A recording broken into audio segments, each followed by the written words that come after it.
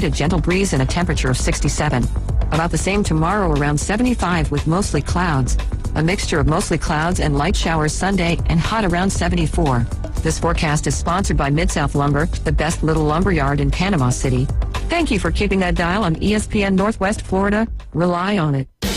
With over 65 years of combined experience, Instant Replay Sports Cards is happy to help you take your collection to the next level.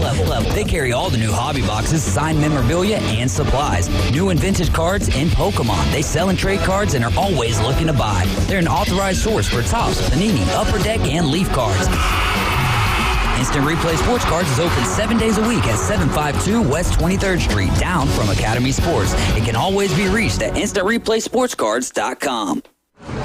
Do you want to eat like a local? The Local 115 is now open. Local drinks, local sports, and local food. Delicious oysters, crab cakes, steamed seafood, gumbos, salads, paninis, wings, wine, and cold beer. Nothing fried. That's right. No fried foods at Local 115. Amazing local food with an exciting local sports and mural theme. Eat like a local at the Local 115. 115 Harrison Avenue, downtown Panama City. Reliable Copy Products is proud to be the exclusive dealer in Northwest Florida for Kyocera office equipment. Reliable Copy Products has been committed to providing professional, personalized service for the last 35 years. They understand that the right equipment does not always fall within today's budget requirements, so they offer several options for the equipment you need today for the growth you expect tomorrow. Call James Smothers at 784-6601. 784-6601. Reliable Copy Products on Harrison Avenue, just north of Bay High School. That boot store reminds you, with the warmer weather usually means spring is just around the corner. That boot store will help you celebrate any time of the year with one of the widest selections of Western wear in the area. They can fit the smallest to the largest, so bring the family and dress up Western style at an affordable price. Carhartt work clothes are available too. Open Tuesday through Thursday, 9 till 5, Friday and Saturday, 9 till 5:30. Next to Bill Burke at 15th Street, That Boot Store, where God is good all the time. Powered by Panama City Toyota. Your home for Auburn Tiger basketball. WGSX Lynn Haven. WVLQ Port St. Joe. ESPN Northwest Florida.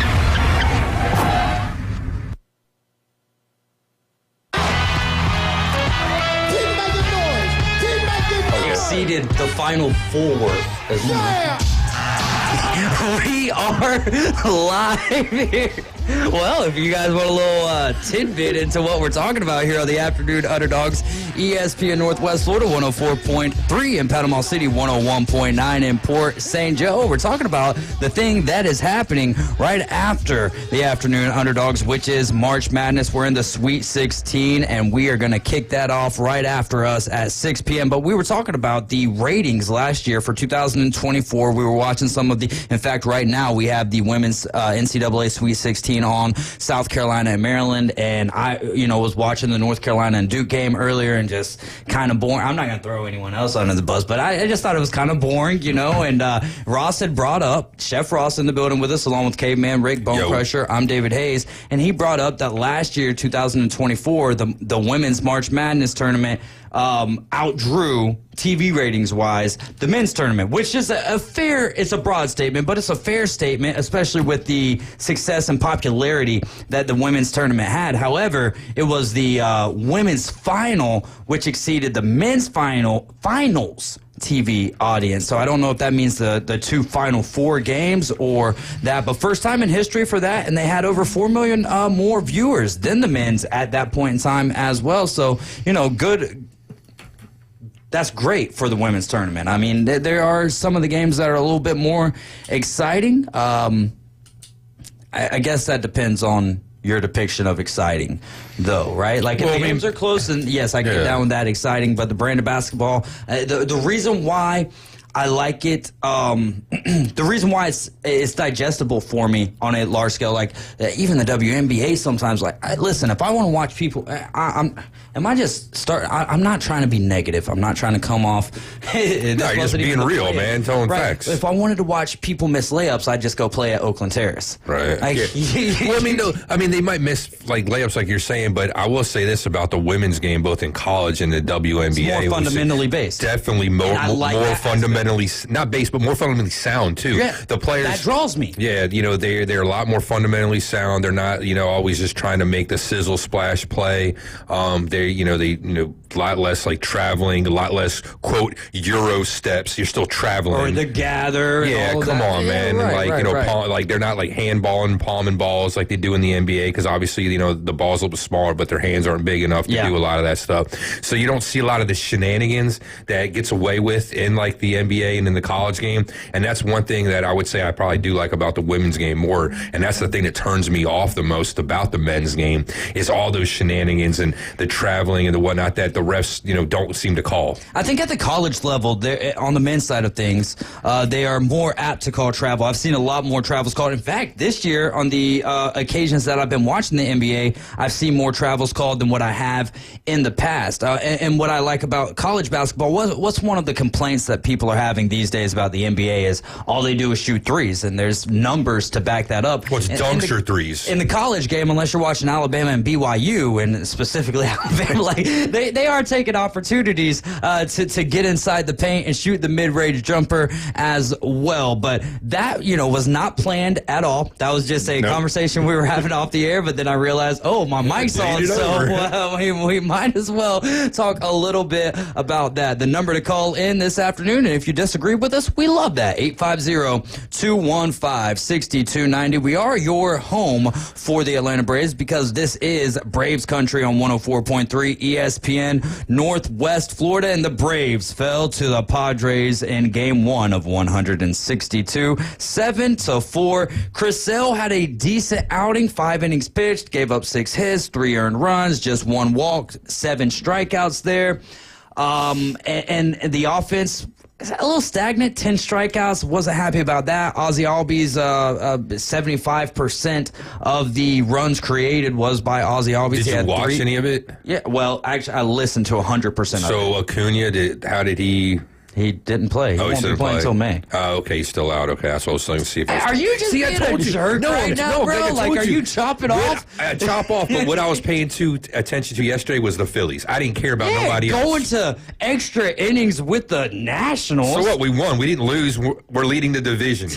We have 0 L's. Sox, so while we have 0 L's, okay? And we're beating you guys. So now, chop off. I can't say that it's the White Sox. I don't know about that, but I do know that the Cardinals are leading the Central. The White Sox are leading. Yeah, they're 1-0. So they are. So yeah, but if they're 1-0, they would be tied if there was any other Central teams. Because I believe the Guardians. There you go. And it's been a long time since we've seen that. No, Acuna's not playing. Strider's not playing right now. So it is. You're missing 2 of your hosses, if you will. But outside of that.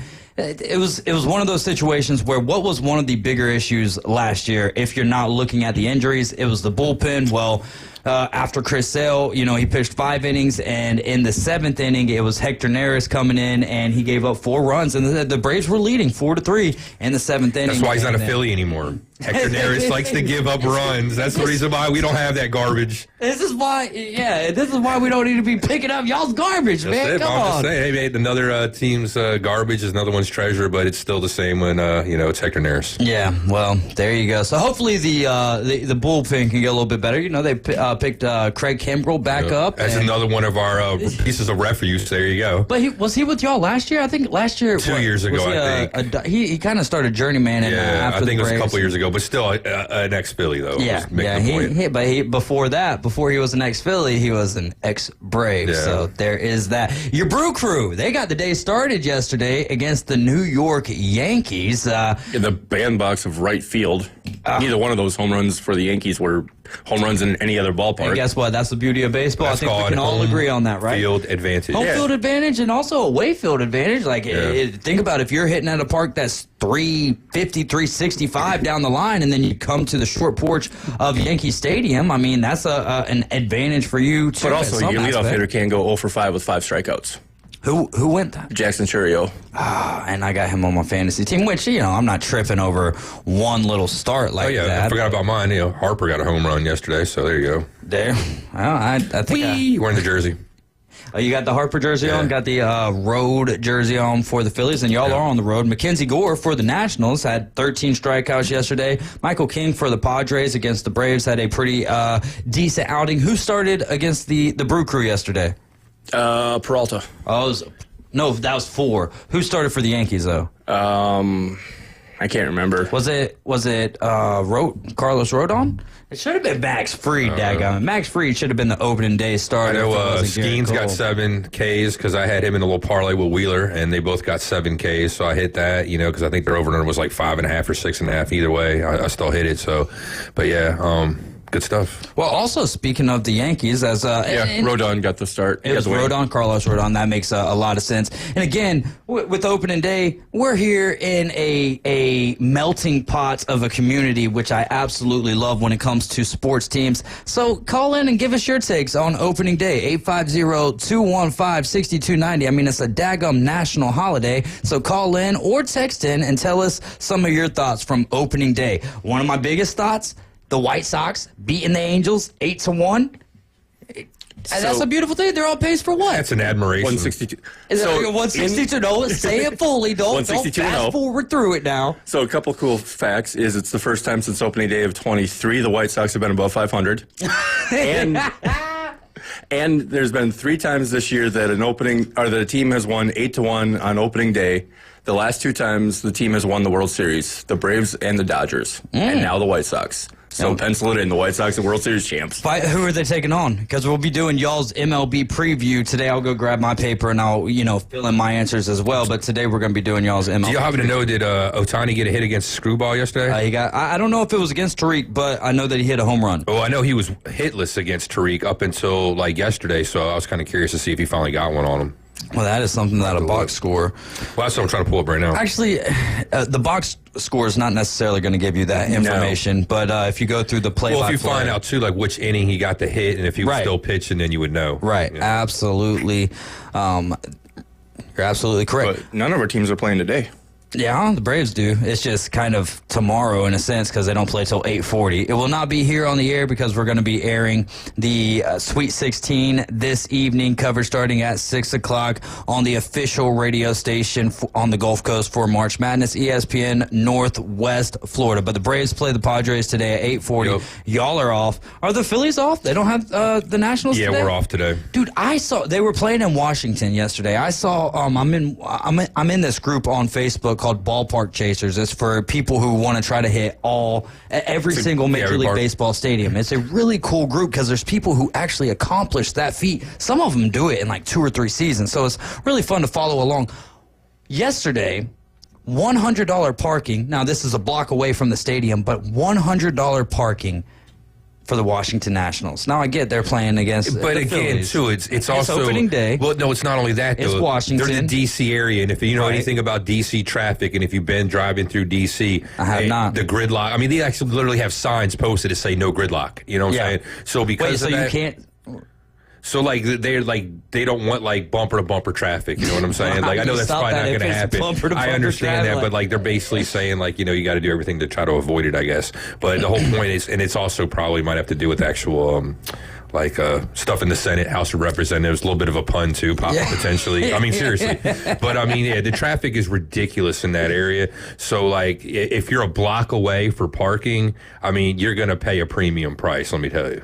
And I mean, I don't think it was just because the Phillies were there and it's opening day. I think it's just I think that it had to do. I mean, I think that it's the vicinity to the stadium. I think that it's opening day because there was also people in the comments saying that it was $24 to $50 today. But then you could also just go down the road a little bit, and it's I did see something. But that's insane. Isn't that not insane to pay that much for parking? I don't know. I mean, it's a supply and demand type situation. Do you want to? How far do you want to walk? As far, right? Or if it's got public transportation, in some areas that you could take a subway, or you could take some kind of public. Yeah, but in DC, come on, we're not talking about Bay County here. We're debating $5 parking on the beach. We're paying $100 for a but that's a whole. If you live here in the city, a Bay County ID, you shouldn't have to pay for that. You shouldn't. That's why we have bed tax and stuff. It's for the Torons. You're supposed to pay for it, tourists. I totally agree.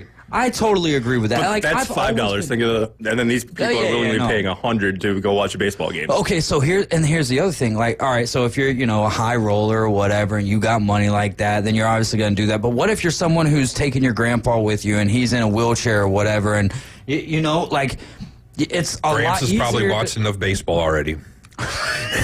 That's all I can say about He's that. kicked another baby, Well, I mean, ladies and come on, so gentlemen. so now we got to lower the prices because an elderly guy that has a walker. No, might, that's not at all what I'm saying. What I was gonna say is it's a pain in the rear end to and I've never been up there to the ballpark in DC, but it's a pain in the rear end to try to drop someone off, and you got to have someone with grandpa, and then you got to go find your parking spot, and then you And then got to hopefully walk grandpa back doesn't there. get lost. Well, hopefully someone's with him. That's Yeah. not just wheeling him around. And but yes, Better yet. that's a good point, caveman. Well, I'm just saying. It's you gotta look out. 2025. Uber back and forth to that game. They're dropping That's you going to up. be $100 by the time you're done too. I guess at that, sense, You don't have you're to getting walk big, yeah, a you block. don't have to walk. Well, here's the other thing too. Okay, when they have that dumb concert, what did they do? Gulf Coast Jam.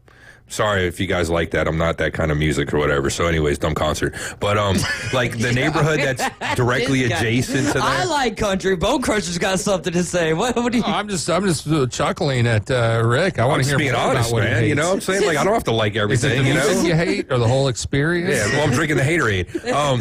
This is our curmudgeon, our lovely curmudgeon. I got family members that live in this subdivision adjacent to Frank Brown Park, and when they so have they're that concert there, suburban adjacent, but not there's- quite in the suburbs. there's people that will have their house. They'll got enough parking in their driveway, and they'll let people that are going to the concert park in their driveway or whatever, but they'll charge them money. Yeah. And so, like, if you got that spot of land and you can have a couple cars there and you can make a few bucks, because, I mean, like it or not, if you're living right there, you're going to be hearing that noise, so you might as well get paid for it. Well, Welcome to Lambeau Field. They park 10, 12 cars every house. Yeah. Are you going to try to get back up there to Not for the draft. Lambeau? Not for the draft. I know Amanda is. Yeah. Yeah, she's absolutely going. She's taking her I wouldn't. her youngin. I mean, yeah, but like- you're not a Packers fan. If Well, you're a me- Packers fan, and she I think her dad lives in that area. See, I get that. If you can get there easily, but see, if you don't, it's like the people that went to the Field of Dreams game. It's such in the middle of out of nowhere that going to the airport and then traveling there and then finding a place to stay and like logistically, it's a pain in the ass, right? There's a lot of stuff going on. Same thing with Green Bay. It's like going to Augusta. Like, where do you stay? You got to be staying like a ways away. Parking's not that great because it's they a have small new town. package deals for Augusta You know? for the Masters where you can sleep on the green in a sleeping bag for Yeah, just good luck with that. $17,000 per hour. I think I'd rather Airbnb the Wahoo Stadium at that price. Hey, that would be a cool deal. If I don't know, I don't think that I would ever care to go to a draft. To an NFL draft. Yeah. If there was one draft that I'd want to go to, it would be this one, just because of the Location? history. Maybe not location as much as the history that kind of goes The with first it, one- which is tied In directly. into Philly would have location. been cool, I guess. But I mean, again, it's the draft. I mean, it's not that exciting. I mean, you got to wait so long, and then if your team trades out of a place, then you got to wait even longer to see a draft pick. I mean, the only thing great about the draft, I think, is sometimes when they have certain ex-players go up to the podium and then they run their mouth, about their team and start talking trash about other teams. To me, that's kind of cool. I like that. Hey, you know what I like is when we get calls from Rob. Rob, you're riding with the Afternoon Underdogs. What do you got for us on the WNBA? So here's my thing with the WNBA. The girls are awesome. They could beat any YMCA team. Guys, in their mid-40s, they run circles around them. 100% agree. We'll never disagree on anything like that. And they are However- fundamentally sound. Correct. Now, however, you put that same not skill level, but you take that same level competitor, the males, and match them up. It's not fair to the females. And it's not a gap that's closing. It's just a gap, or it will be forever sliding scale. Yeah, unless let me not go out there. But I agree with you 100%. I was also thinking about this the other day. What if, and if I'm the WNBA or if I'm the college champions, I would never want to do this. But how do you think the best high school, the boys' high school, the national champion, like Montverde or something like that, they would utterly destroy any WNBA team. You could take the All-Star agree. teams, from them. It's not fair. And the women, they would admit that. They would say that.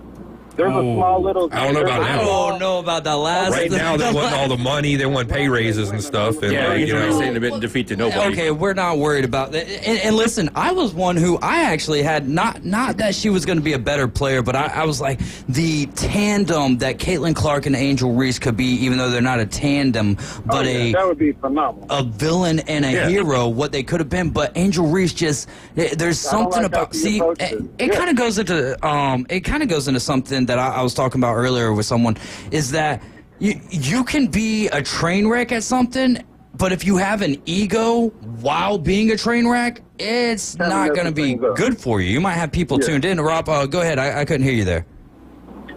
Well, I was saying, I think Angel Reese kind of messed that up. I was kind of disappointed in how she approached that. Like, that could have been a phenomenal rivalry.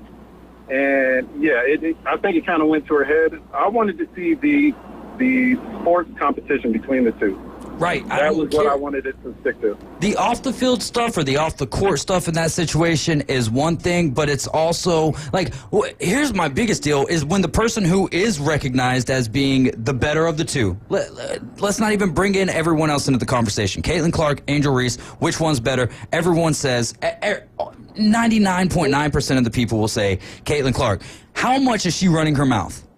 The majority of the people that are saying Caitlin Clark is not better than Angel Reese are not habitual basketball or sports enthusiasts. Oh, 100% agree there, too. What I'm saying is Caitlin Clark isn't out here running her mouth about how good she is or any of that, whereas Angel Reese is having to back it up. She has to, and I hate that because it could have been such a beautiful thing for the WNBA, and it still can. You know what I like, though? Go ahead. Oh, what was that, Rob? I'm not saying that the girl's not good. But yes, there's the outside antics that are just overshadowing her gameplay. But see, this is what I love about this, though. They're not all lovey-dovey. How you see, like in the NBA, everybody wants to be everybody's friend and dap them up and hug them and stuff. That there is a rivalry there, and that's what I want to see in sports. I want to see in sports where I want to destroy you. My competition, I don't want us to be friends. You're on the other side. You're wearing the other team's colors. I don't like you. I hate you, and I want to embarrass you. But that's not where I was kind of leading to. Yes, I want the rivalry between the two. What I don't want is Angel Reese to have to sit there and talk about how she should be noticed more, or talk about how, you're watching WNBA because of me. Like, it's just like, come on now. She's in that unrivaled 3-on-3 ladies league, right? And she wasn't even playing in the championship game, and still is like posting on Twitter like, hey, I'm a champion. Actions speak louder than words. Show it on the court, and you won't have to say anything because it will speak for itself. That's what I say about that. You know what I'm comparing her to is Baker Mayfield. When he came out, he was doing all these endorsements and stuff. I was kind of wondering if he was going to pan out when he went to, the Browns. And he's with Tampa now. But he was on all those Allstate commercials. Mm-hmm. And I was just wondering, are you going to pan out, or are you going to turn out like another Johnny Manziel? I'm hoping she has another opportunity to where her game is just taken over, because Manziel's game took over. So all those antics and stuff kind of got put to the side. I'd love to see that for Angel Reese. What do you guys think? You're talking about Baker Mayfield. Yeah. So the other thing with Baker Mayfield, I think he kind of got a short end of the stick from the Browns, because who's the quarterback for their only playoff win in my lifetime, I think. Fair enough. Who is it? Baker Mayfield. Oh, okay, there you go. Yeah. Hey, well, Rob, we are up against a break. Thanks so much for the call. As always, fun to talk with you, my man. See you guys now. Are you guys going to be at the game tomorrow? Be at the game. He's going on the Magic. Orlando Magic. Oh no, James. We can only send one person, and James has never been to an NBA game, so that's James is going to be the guy going, and he's on with us on Mondays and Thursdays. Outstanding. All right then. Yes, sir. He's a great guy. You'll have a lot of fun with him. Y'all enjoy the Orlando Magic game. Man, have a great time. I remember whenever we first started promoting that, I was like, oh, March 29th, that's forever away. Well, guess what? It is here. And also, it's break time. Coming up next, we're going to be talking with Alan Watson. He's the owner of Golf Plus, and we're going to find out from him the most pressing news is in the golf world. Tiger Woods and Miss Trump. How does he feel about that situation? We'll be right back.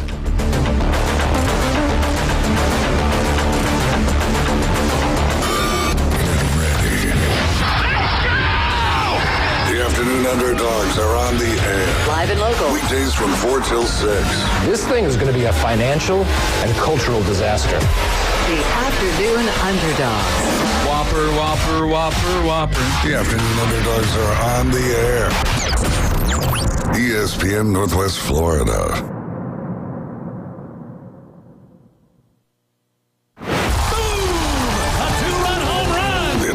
Braves are back. Here comes the throw. It's late. Braves win.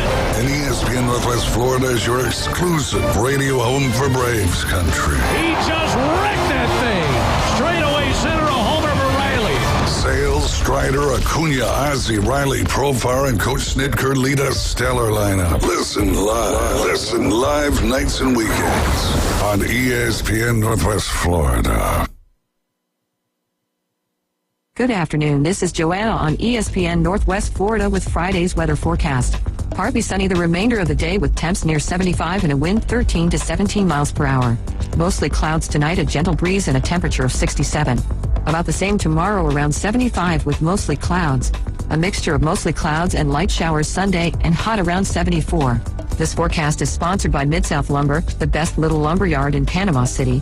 Thank you for keeping that dial on ESPN Northwest Florida. Rely on it. Ready for a great deal? It's Ready, Set, Go time at Panama City Toyota, where you can get 3.99% APR on the perfect combination of sport and utility in the new RAV4, plus 90 days until you make your first payment. Get 1.99% on the ruggedly refined Tacoma, plus 90 days until you make your first payment. And get 1.99% on a new Tundra, named the best resale value in its class by Kelley Blue Book. Ready, Set, Go. Offer ends March 31st.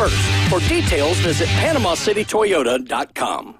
Ellis Agency Insurance has been serving Panama City and Bay County for years. They offer a full line of affordable insurance coverage of all types. Many people are attracted to Ellis Agency Insurance because of their friendly, knowledgeable staff. Call independent agent Johnny Ellis for a true comparison of your personal or business insurance. Ellis Agency Insurance at the Old Cullen Insurance location, 1134 Harrison Avenue, across from Dandy Donuts in Delhi. Call 763-1627.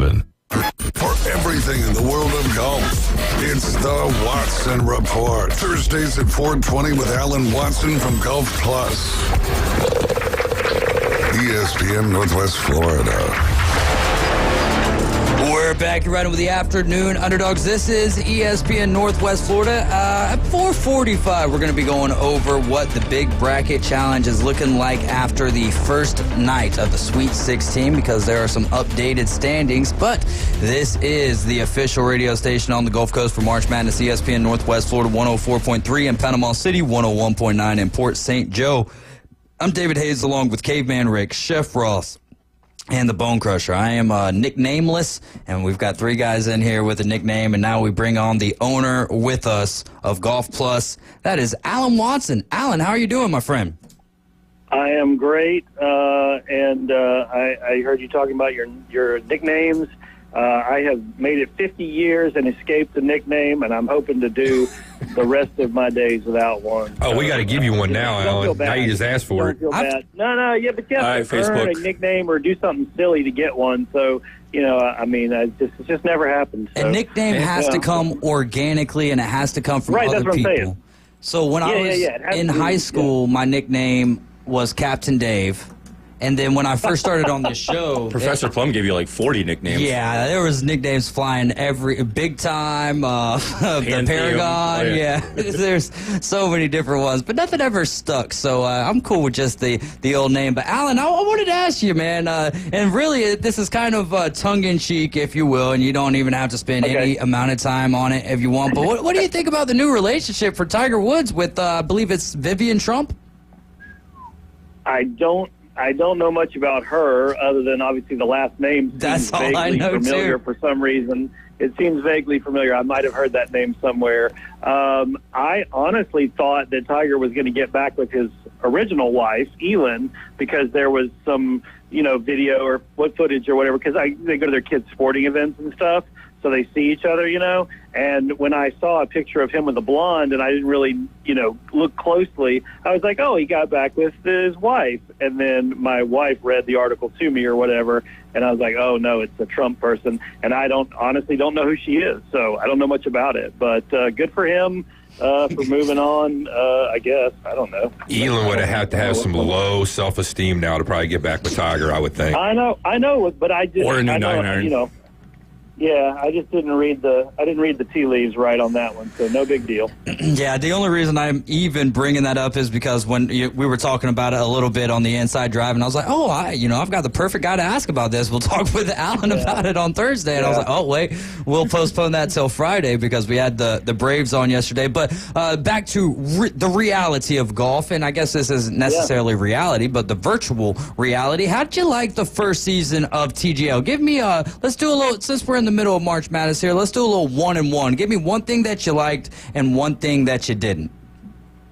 Well, I'll start with what I didn't like, and obviously that was the technology glitches and issues there, which there wasn't a ton of them, but there was enough to where you're like, I don't know.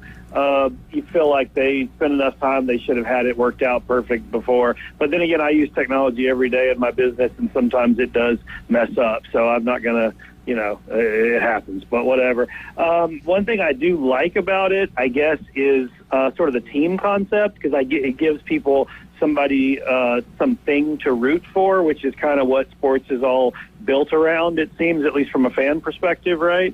And so, but Live Golf had already done team, so it was kind of, I don't want to say it was passé at that point, but it had been done. But then again, what other choice do you have? You're either going to be every man for himself, or you're going to be in some sort of team format. There's only two ways to do it. So I get that they wanted to differentiate and make it more exciting for the fans. Overall, I'm pleased with it. I just, long term, it's hard to know how it's going to work with.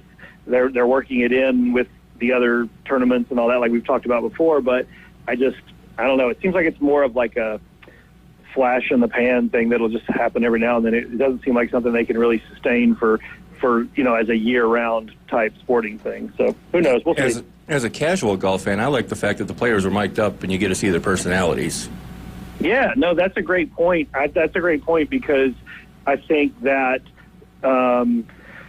it gives it a little life. It gives it a little breath, right? It gives it some fun, I guess, maybe. I kind of miss the caddy interactions and things like that you normally have when you have a player mic'd up on the PGA Tour. But at the same time, there's no really reason for that because when in digital golf, you're getting all your numbers and everything. So it takes that element away, but that's fine. But that's also what slows down televised golf a lot of times and regular golf is all the waiting and walking and doing all that. So I think they could speed it up a little bit. Sometimes it feels a little sluggish, but overall it's a pretty good product. I give it like a B+ for the first season. Well, it was supposed to be like a whole team caddy ordeal where the teammates were supposed to help each other out, and then Tiger Woods, showed up with a pitcher wedge to try to hit that 199 yards, and he said, all right, this is it might be tomorrow's golf league, but don't forget that T actually stands for Tiger. No more helping each other out. All right, we're done. We're done. I'll throw the hammer on all of you. Houston Open. Last I checked, Scotty had the lead, but it was dwindling a little bit. He is through today, and he shot, I believe, an 8 under today to leave him at 11 under. And then you have Pendrith out of Canada, who's at 10 under. What do you think going into Saturday and Sunday? Scotty Scheffler, will he win his first tournament of the year at the Houston Open? Yeah, I think so. He's just sort of been waiting in the wings, coming back from that early season injury, which wasn't a big injury. It was just a cut, but still, it definitely affected him. And mentally, I'm sure he's as strong as ever. Emotionally, he's fine. He's just waiting for his chance. But I honestly think he's the favorite at Augusta. He's certainly the favorite here because, like you said, he's already got the lead. And he's just a dangerous man. So look out, golf world. I don't think that Scotty Scheffler is going to fade at all. I think he's going to be on top for another year at least. If you could pick any golfer to win especially when it comes to like a great storyline or achieving history. If you could choose who the winner of the Masters was going to be in 2025, who would it be? And obviously we have another tournament before we get to the Masters. We'll talk a lot more about that 2 Thursdays from today. But who would you pick? Would it be Rory? Would you go with one of the live players that's available to play at the Masters? Who would be your pick to win the 2025 Masters? I think Sahas Theegala. I think Theegala has had an amazing, run over the last couple of years of really coming on strong. I think he would be the first player, of Indian descent. I think I'm pretty sure he's Indian. Don't quote me on that, but I mean, he's Asian, right? And you just haven't had a lot of those players. I mean, obviously we had Hideki Matsuyama win from Japan. But as far as like Indian or Pakistani or any of those sort of, we don't have that. We've had Tiger, we've got African American, but golf is such a white game, and I don't mean to, if somebody gets offended that we're going to bring race up, I'm sorry, but I mean these guys are Americans, but I'm just saying from their heritage standpoint, I think that would be a great story to finally have another person of color win a big tournament and show people that golf is not just a white people, old stuffy, horrible clothes and all that Caddyshack type game. You know what I mean? Preach! VJ had some success for a while. But VJ did. You're right. He did. And he was Pacific Island is kind of where he was from. So, but you're right. He definitely was. But I feel like we've got Batia, we've got Theegala, we've got these guys now that are making the game a little bit more diverse, and I think it's a lot of fun to see that. So I'd love to see one of those guys win. You're listening to ESPN Northwest Florida. Right now we're on the line with the owner of Golf Plus, Alan Watson. Alan, when it comes to getting someone's clubs fitted, what aspects of someone's swing are the most important for being fit? Well, consistency is the most important thing, because if we don't have a consistent swing, good, bad, or otherwise, it needs to be somewhat consistent. I'm in the build shop right now, and I can see through the glass that BJ's over there working with a young lady who's been playing for a couple of years, and she's moving from a starter set into a new premium set, and he's working with her, trying to make sure all the specs are right. So from her perspective, in terms of what he's looking for from her, it's that consistency, right? We got to see at least 7 out of every 10 swings have got to be the same so that we can really dial it in. And then as far as the actual technical aspects, what we're looking at are things like, the attack angle. We're looking for club head speed being somewhat consistent. Club head speed's kind of a big one, obviously. We're looking at where they're placing the ball on the club face. So are they consistently hitting on the toe? Can they find the center of the club face? Is it random? Is it heel one time, toe the next? There's just a bunch of things. Obviously, we're measuring about 18 different metrics, but it varies a little bit from one person to the next, because you might have somebody whose launch angle is great over and over again, which means they're coming into the ball correctly, but they may have an issue where the face is too open, and so now that we're getting a lot of side spin that we don't want. So it's just different, every single person, every single time. I like to say our job is golf every day, but it's different every moment of that day, right? Every person's different, every sale, every thing that we're dealing with. So a lot of golf, but different, and that's what's so great about custom fitting. I mean, is we get to see all these different swings and work with people from different backgrounds, and just a lot of fun. We're having a blast, and I think we've done like 5 fittings today. I'm exhausted. Oh, my goodness. I just kind of thought of this question. We were just talking about Scottie Scheffler and the Houston Open, and I've got another tip question for you, but is Scottie Scheffler right now the face of the PGA, or is that still Rory McIlroy? I think it's Rory, just because he's got a little more worldwide cachet, obviously being, from Ireland. I mean, everybody, and he's just been on top longer. He's been on tour longer. People have known who he is longer. So I think Scottie is a very close number 2. To golf fans, he's everything. But to the world that doesn't necessarily watch golf week in and week out, it's more of a Rory thing for sure. I think Scottie Scheffler's got more street cred, though. He's been arrested. Answer another one. Over or under, how many arrests at the Masters this year? 0.5 over and under. I don't know why. Players are patrons. It sounded like a country song when you were explaining that. Like, but to golf fans, Scotty Scheffler's everything. But to me, you're the world. Like, that she's everything. Brad Paisley there. Alan Watson's going to have John Daly write him a new song about Scotty Scheffler. Yeah. Oh, gosh. That'd be awful. Never mind. I'm not going to dive into that. Give us a tip, Alan, for keeping your head steady to be able to, watch what it is that you're trying to hit. Yeah, I mean, keeping your head steady is a big thing, and it's just focusing on the golf ball and focusing on. Some people will look at the back of the ball, try to drive the club head through it. Other people will focus on the ground that's right behind the ball to make sure that the club hits. Obviously, you want to hit the ball, not the ground first. But that is really just a focus thing. We had a young man in earlier who was doing a driver fitting, and he would hit 3 good shots, and then he would top the fool out of the last one every fourth one. He would just raise his head up, and it was honestly just I think a lack of focus. He was trying to hit it too hard, so I think slowing down, making a smooth swing, keeping your eyes planted.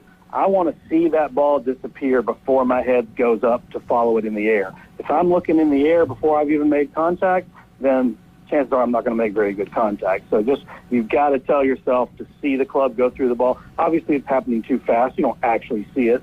It's but at that moment of impact, and now I feel the club passing on through, now I can kind of let my head move as well.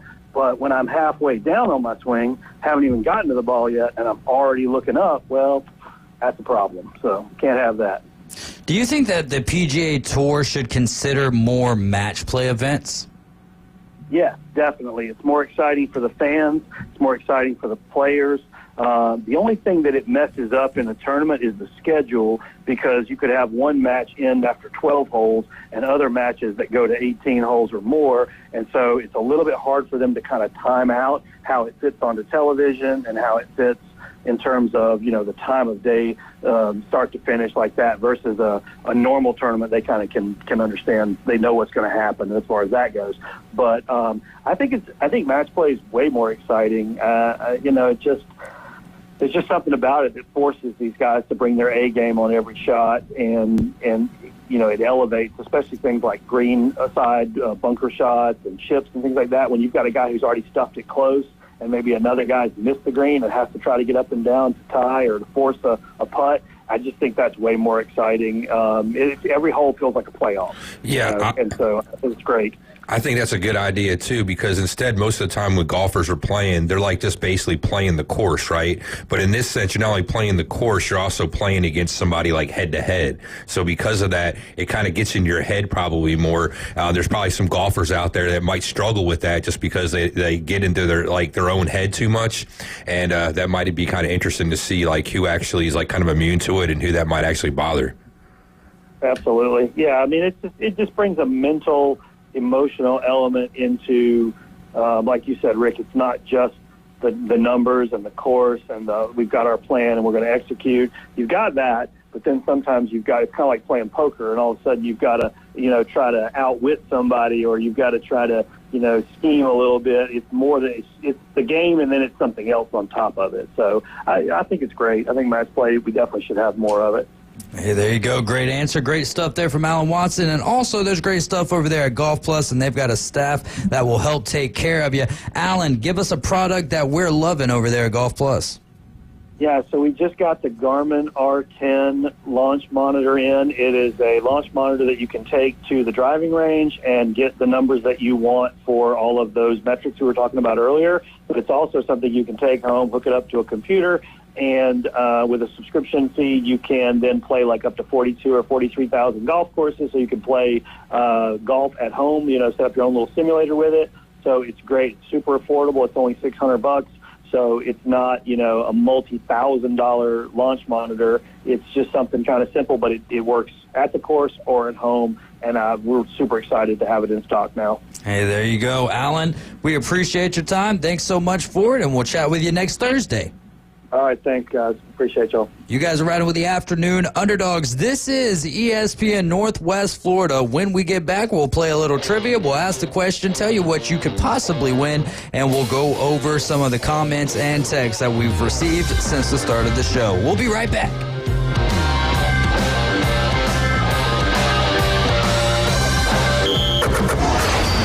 home for college basketball. ESPN Northwest Florida. The Auburn Tigers advance to the Sweet 16. It's going to be on like Donkey Kong as the Tigers face the Michigan Wolverines. On the three. Tip-off tonight at 8:30 on your home for the Auburn Tigers and March Madness. ESPN Northwest Florida. War Eagle. Good afternoon. This is Joanna on ESPN Northwest Florida with Friday's weather forecast. Partly sunny the remainder of the day with temps near 75 and a wind 13 to 17 miles per hour. Mostly clouds tonight, a gentle breeze and a temperature of 67. About the same tomorrow, around 75 with mostly clouds. A mixture of mostly clouds and light showers Sunday and hot around 74. This forecast is sponsored by Mid-South Lumber, the best little lumber yard in Panama City. Thank you for keeping that dial on ESPN Northwest Florida. Rely on it. Are you looking for a place to take a leak? Do you have a truck, tractor, or other hydraulic equipment leaking or not performing as it should? At Reliable Hydraulic Solutions, we can get you back to work. Do you have a busted or leaking hose? We can typically replace them while you wait. Hydraulic cylinder or pump needing repair? In many cases, we can have it back to you the next day. Reliable Hydraulic Solutions, 6840 Highway 77 in Southport, just south of Tractor Supply. The best place in town to take a leak. That boot store celebrating March Madness and college basketball. Janice and Irene invite you to dribble on down to that boot store for an easy layup on your favorite Western outfit. Make a winning shot from downtown on your favorite Carhartt work clothes or dunk the savings on a pair of your favorite Western boots. March Madness going on now at that boot store. Open Tuesday through Thursday, 9 till 5. Friday and Saturday, 9 till 5:30. Next to Bill Berkey at 15th Street, Panama City.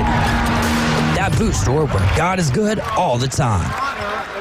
From the pros to the future pros, we're your home team station for home team sports. Now back to the Afternoon Underdogs. ESPN Northwest Florida. We're back. This is the Afternoon Underdogs. David Hayes along with Caveman Rick, Chef Ross, and the Bone Crusher. And this is ESPN Northwest Florida 104.3 in Panama City, 101.9 in Port St. Joe. Tonight, coming up after the Afternoon Underdogs, we've got some collegiate basketball for you. Second half of the Sweet 16. Find out who's going to be playing in the Elite 8 just by listening. It's going to be tipping off with Ole Miss and Michigan State. Then we'll have Kentucky and Tennessee. Ole Miss, Michigan State will tip off at 6:09. You'll get primarily most of the first half. When they go to halftime, you'll get the first half or the latter half of the first half of Kentucky and Tennessee. Then they'll get back to Ole Miss, Michigan State. When both games are in the second half, they'll kind of jump back and forth, but whatever game is kind of the most happening or the closest game, that is the game that Westwood 1 will focus on. Then at 8:39, it'll be Michigan and Auburn and Purdue and Houston. At some point in time, I hope that we have an opportunity to make our picks for that. Not what we picked in the bracket, but what we think after what we've been able to see. I want to go back and read some of the comments that we've had. While you're looking them up, we got a little upset brewing here in the daytime in the women's. I was about to ask you that. Yeah, we've got Maryland right now and South Carolina. Maryland's a 4 seed, South Carolina a 1 seed. And when you say South Carolina, that's synonymous with champions of women's college basketball. What do you think about that? What's it, a 1 point, 2 point? 2 points. They're trailing by 2 going into the half right now. What do you think about that? I think it's a lot better. You brought game it than up. It's a lot better game than I had thought, but I know everybody, all 4 of us in our little pool have South Carolina winning it all, so.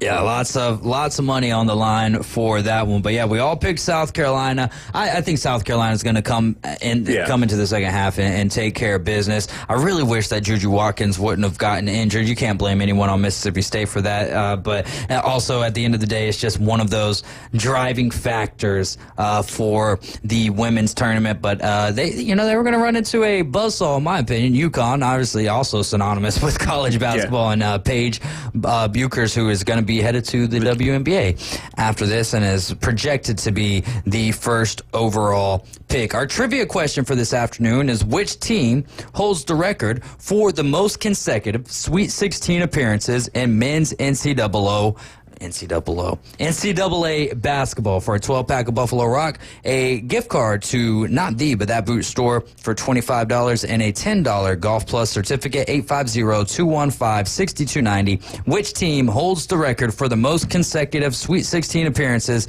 in men's NCAA basketball? Give us a call. There's no wrong answers unless the answer is wrong. Then we'll take the. And my answer was already wrong. Yeah, who did you guess? UCLA. So we've eliminated one.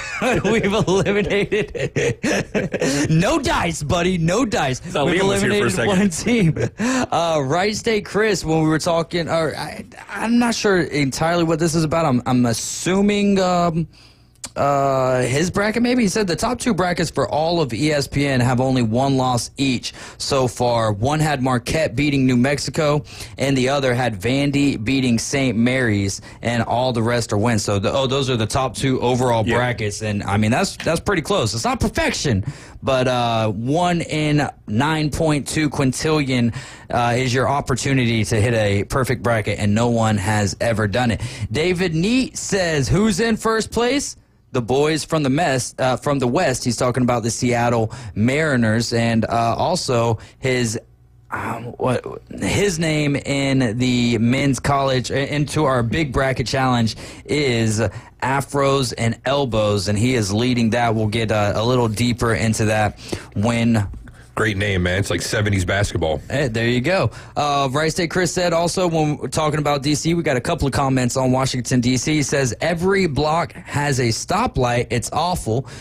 Dave Neat, pertaining to the conversation we were having about wanting to try to hit all 30 ballparks, he said a kid that played for him, Curtis Pitcher, hit all the ballparks during one summer, and A.I. Alex says, I only like David when he's got the Cubs hat on. And then Wright State Chris reminded me of another nickname that I was given, DJ Davy Crockett, which is what they call. So he likes you like one day a year when you're wearing the Cubs hat. I think I wear it because I have two Cubs hats, and yeah, I mean all of my baseball hats pretty much are just based on what color am I wearing today? Will it match? Will it match? This is a brand new hat that I got from a hat bet with Max DeLayden from the World Series, and got it just in time for the draft? Well, not just the draft, but more or less for baseball season starting. Well, I mean, it's a football hat, though. So. Yeah, it is a football hat, but, when you have a hat bet, sometimes you get to pick them out, unless you have one with Rob Johnson, and then he's... he gets you something pretty cool, though. That's what I'm saying. Pretty personalized in a way. That's what I'm saying. Yeah. It's like, for me, a hat bet is a hat bet. So at the end of the day, whatever it may be is going to work out just fine for me. And I mean, I love that hat. That hat is so cool because it's one of the Topps hats, but it also has something that I would never put on a hat, which is the San Francisco Giants championship. Well, like for us, man, with our hat bet, it'd be kind of cool, man, at the end of when we do this, man, because you can get stuff put on the sides of them, a beard or something, or like facial hair, because it's a facial hair bet. So that'd be kind of, It's not looking good for you, Dave. What do you mean? Did you? Oh, yeah, you watched the Yankees. I have all season to get to 18 people. Yeah, it needs 18. I just need 18 people. You need 16 more. It doesn't. Okay, but I have 161 games left for that to happen. Ways to go. I mean, like, if nobody shaves for a while, it's, The problem is, but then, I mean, you didn't see every guy come out of the bullpen. So they looked, I didn't watch any of that game because I was getting stuff done around here, and then I was listening to the Braves game. So not a lot of facial hair for the Yankees. Still kind of looking status quo. Hair. What we need is the New York Yankees to sign a bunch of American Indian players because they have trouble growing facial hair. And then we wouldn't have to worry about this, and then I would just win. I'm going to see if there's a Yankees facial hair tracker out there. So we will see about that. Other comments before we get over to the phone line. Oh, Rob Johnson listening still. He says, you're welcome, man. I really do appreciate it. I think that's the coolest thing about doing the hat bets. And if anyone wants to make a hat bet, I do one. I'll do 2 or 3 at a time. Drew still owes me one. Me and Caveman Rick are in the midst of one, but that one won't even end until September. I think it's going to be a little earlier than that because I think we see 17 beards. I don't know, man. We'll see. Well, we'll see. But I do kind of like the idea of adding the facial hair there. We had, I don't know exactly who this is. I believe this is Mr. Ed. Yeah, this is Mr. Ed. He said he lived in Annapolis, 50 miles to D.C., 50 miles to Baltimore, both stadiums in high crime areas. This is like a caveman Rick text. Both stadiums in high crime areas. Parking sucks and have to hope your car is still there. Then watch your back upon departure. Coach Old says, I'm excited about seeing the Tampa Bay Rays playing in Tampa outside. So let's get over to the phone line. Coach Old, you're riding with the Afternoon Underdogs. How are you doing today, my friend? I'm doing great. We had the county tennis tournament today. My 1-2 girls, they're still undefeated. For a team, we lost a close one to North Bay Haven. On the side, so North Bay Haven probably win as a team on the boys and girls on the tennis for the county tournament today. But everything's going great. My son competed in weightlifting today. That was a great weightlifting meet. Also at North Bay Haven Day for the district tournament. So great time, great day of sports. How much does he bench? Did you hear that, Coach Olds? 245. Oh, I thought you said 45. I was like, oh, man, can't even. I That's get the bar. Yeah, get the bar. 245. That is twice as much that I've ever thought about lifting up, Coach. So, yes, sir, that's some great stuff. Did you call in to play some trivia or tell us about how you're excited to play? Off last time, I'm going to try again. So, well, before I get into trivia, I got a couple of minutes here with you. What makes you more excited about being in Tampa at an outside field than being in the nice air condition of the Trop? I'm glad you said that. I think it would be nice in April and September. It's going to be nice seeing baseball outside in Tampa. It'd be nice. Okay, I'm not looking forward to it in July and August. April, so I think April would be nice. For me, September's almost, especially down there in South Florida, but even up here, it's like a hibernation month for me. Quick question, does the AC work at the Trop? Because that place is a dump. But yes, the AC does work. Not right now. Right now, it's a naturally made AC where it just kind of dips in through the roof. But Coach Olds, do you have plans of getting to a game soon? Soon, no. I'm gonna try that. I'm gonna try that right when school gets out, that early June. I'm gonna try to go to one of them. Then, right now we doing a little bit of basketball. We're trying to see if any NBA stadiums right now. We've done New Orleans, Charlotte, and Washington. We went to see the Capitol, so that technically counts as an NBA arena. Yeah, no, absolutely. I give you the pass on that one. What was your favorite of those 3 or 4 that you've just mentioned? What was your favorite that you've been to NBA wise? NBA wise. Believe it or not, I really enjoy New Orleans. Probably because it's an easy drive to take I-10 down there. Because the Pelicans are doing bad, that means the tickets are very, very affordable. And the food price is not bad, and just a lot of history in New Orleans. I really enjoyed that. Was that your first hockey game up there in Washington for the Capitals? Yes, it was. Tell me about that experience. Ovechkin scored, and the atmosphere was just, it was really nice. Like I said, I'm not the biggest hockey guy. It was just something new, and I just saw myself really enjoying it. And seeing the puck in real life is so different than seeing it on TV. The movement is so fast and so fluid. It was wow. It's such a beautiful view, like having that high, it kind of being above everything and seeing how everything plays out. And the energy it kind of feels like it goes for the full entire 60 minutes. And then you get the nice 17-minute break to go, utilize the restroom, get whatever it is that you need. And then you get right back into and then to see history. You're watching a piece of history go down there, watching Ovechkin score a goal. Coach, we've got about 2 minutes here, so I got to get to the trivia question. Which team holds the record for the most consecutive Sweet 16 appearances in men's NCAA basketball? Holds the record? Yes, sir. Not current. Not current, just the record, all-time record. I think it's Sweet 16. UCLA. That was my guess, Coach. That was his guess. Oh. That was the one that we said was wrong, Coach. Oh. Well, Coach, you know what that means. You're eligible to win the next time, so we appreciate you calling. I'll try again tomorrow. Hey, there you go. Well, tomorrow we're going to be off the air, Coach. We'll try again Monday. Hey, we'll try again Monday. Hey, great to hear from you as always, and keep on keeping on, Coach. All right, thank you. Yes, sir. 850-215-6290. Which team holds the record for the most consecutive Sweet 16 appearances in men's NCAA basketball? 12-pack of Buffalo Rock, not the, but that boot store, and Golf Plus certificate. What are some other things, Chef Ross, that stood out to you from opening day? You showed us a little graphic earlier that you had some things you wanted to talk about. What you got? I found it wouldn't be our show if we didn't do overreactions. So I found some overreactions from opening day yesterday. Jackson Churio, man after my own heart, playing for the Brewers, is on pace for 810 strikeouts. Juan Soto is not a clutch hitter. Austin Wells is the greatest leadoff hitter of all time. Only Yankee player to ever hit a home run to lead off opening day. For the Yankees. For the Yankees, and he's the first catcher of all time to do that. That was one of the big things to stand out to me. The Orioles are on pace to score 1,944 runs. All right. How close do you think they actually get to that? Not very. Yeah. But I mean, what they hit, like 6 home runs yesterday or something? What was it, 12-2? Yeah, 12-2. And then you also had Tyler O'Neill. Is that one that you got on 6 straight? Tyler O'Neill will only play on opening day for the rest of his life. Yeah, I mean, that's a heck of a run right there. I know next year, man, opening day, I'm going to throw some money on him hitting a home run probably. Well, I think the odds was plus 300 for Tyler O'Neill as of yesterday. Well, for yesterday to hit a home run, and I know someone who dropped like $25 on it and ended up winning a nice little, nice little winnings there. But you got to think that those odds are going to be. I mean, but after five in a row, you would think that it would be kind of. The last one is the Dodgers are on pace to go 162-0, which they're not going to do that, but they'll probably 152-0 or 152-10. My bad. Yeah. What do you think a realistic record is for the LA Dodgers? I think they will beat the Hold on, we're going to tease them. We're going to tease them.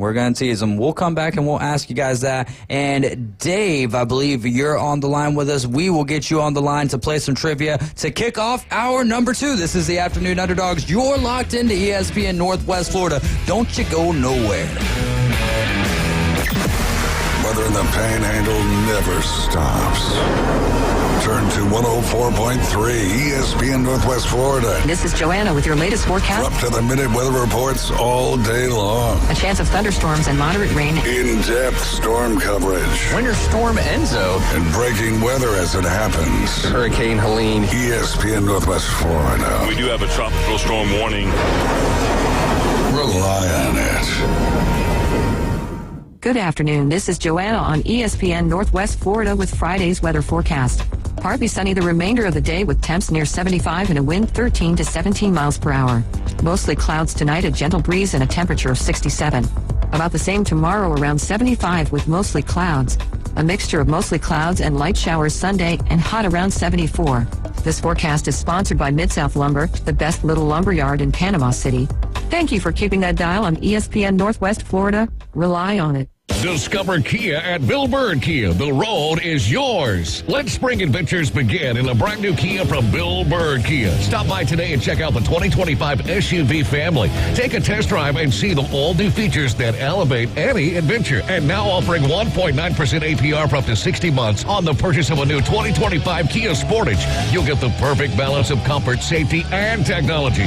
Bill Bird Kia is the home of the 20-year, 200,000-mile warranty. Stop by and see us at 2435 East 15th Street or anytime at Bill Bird Kia, PanamaCity.com. We'll treat you like family and give you the peace of mind you can trust at Bill Bird Kia. Offer from Kia Finance America for the purchase of a new 2025 Kia Sportage, $1,748 per month per 1,000 financed in 60 months. Quantities limited. Cannot be combined with other finance offers. Not available on balloon financing. The 20-year, 200,000-mile warranty is a Bill Bird Kia warranty. See dealer for complete details. Offer for well-qualified buyers. Must take delivery from dealer stock through 4/30/25. Powered by Panama City Toyota. Your home for Auburn Tiger basketball. WGSX Lynn Haven. WVLQ Port St. Joe. ESPN West Florida. This just in. Get the latest sports news, scores, and updates from 104.3 ESPN Northwest Florida. Follow us on Facebook for exclusive content, behind-the-scenes action, live streams, and the chance to interact with your favorite hosts. Stay connected. Stay connected. Stay connected. Join the conversation on Facebook, YouTube, and Instagram. Search for ESPN Northwest Florida and crush the follow button. I follow you on social media. We're always here to keep you in the game. Hi, this is Orlando Magic guard Jalen Suggs. Listen for select Orlando Magic games right here on ESPN Northwest Florida. Now back to my boy David Hayes and the Afternoon Underdogs.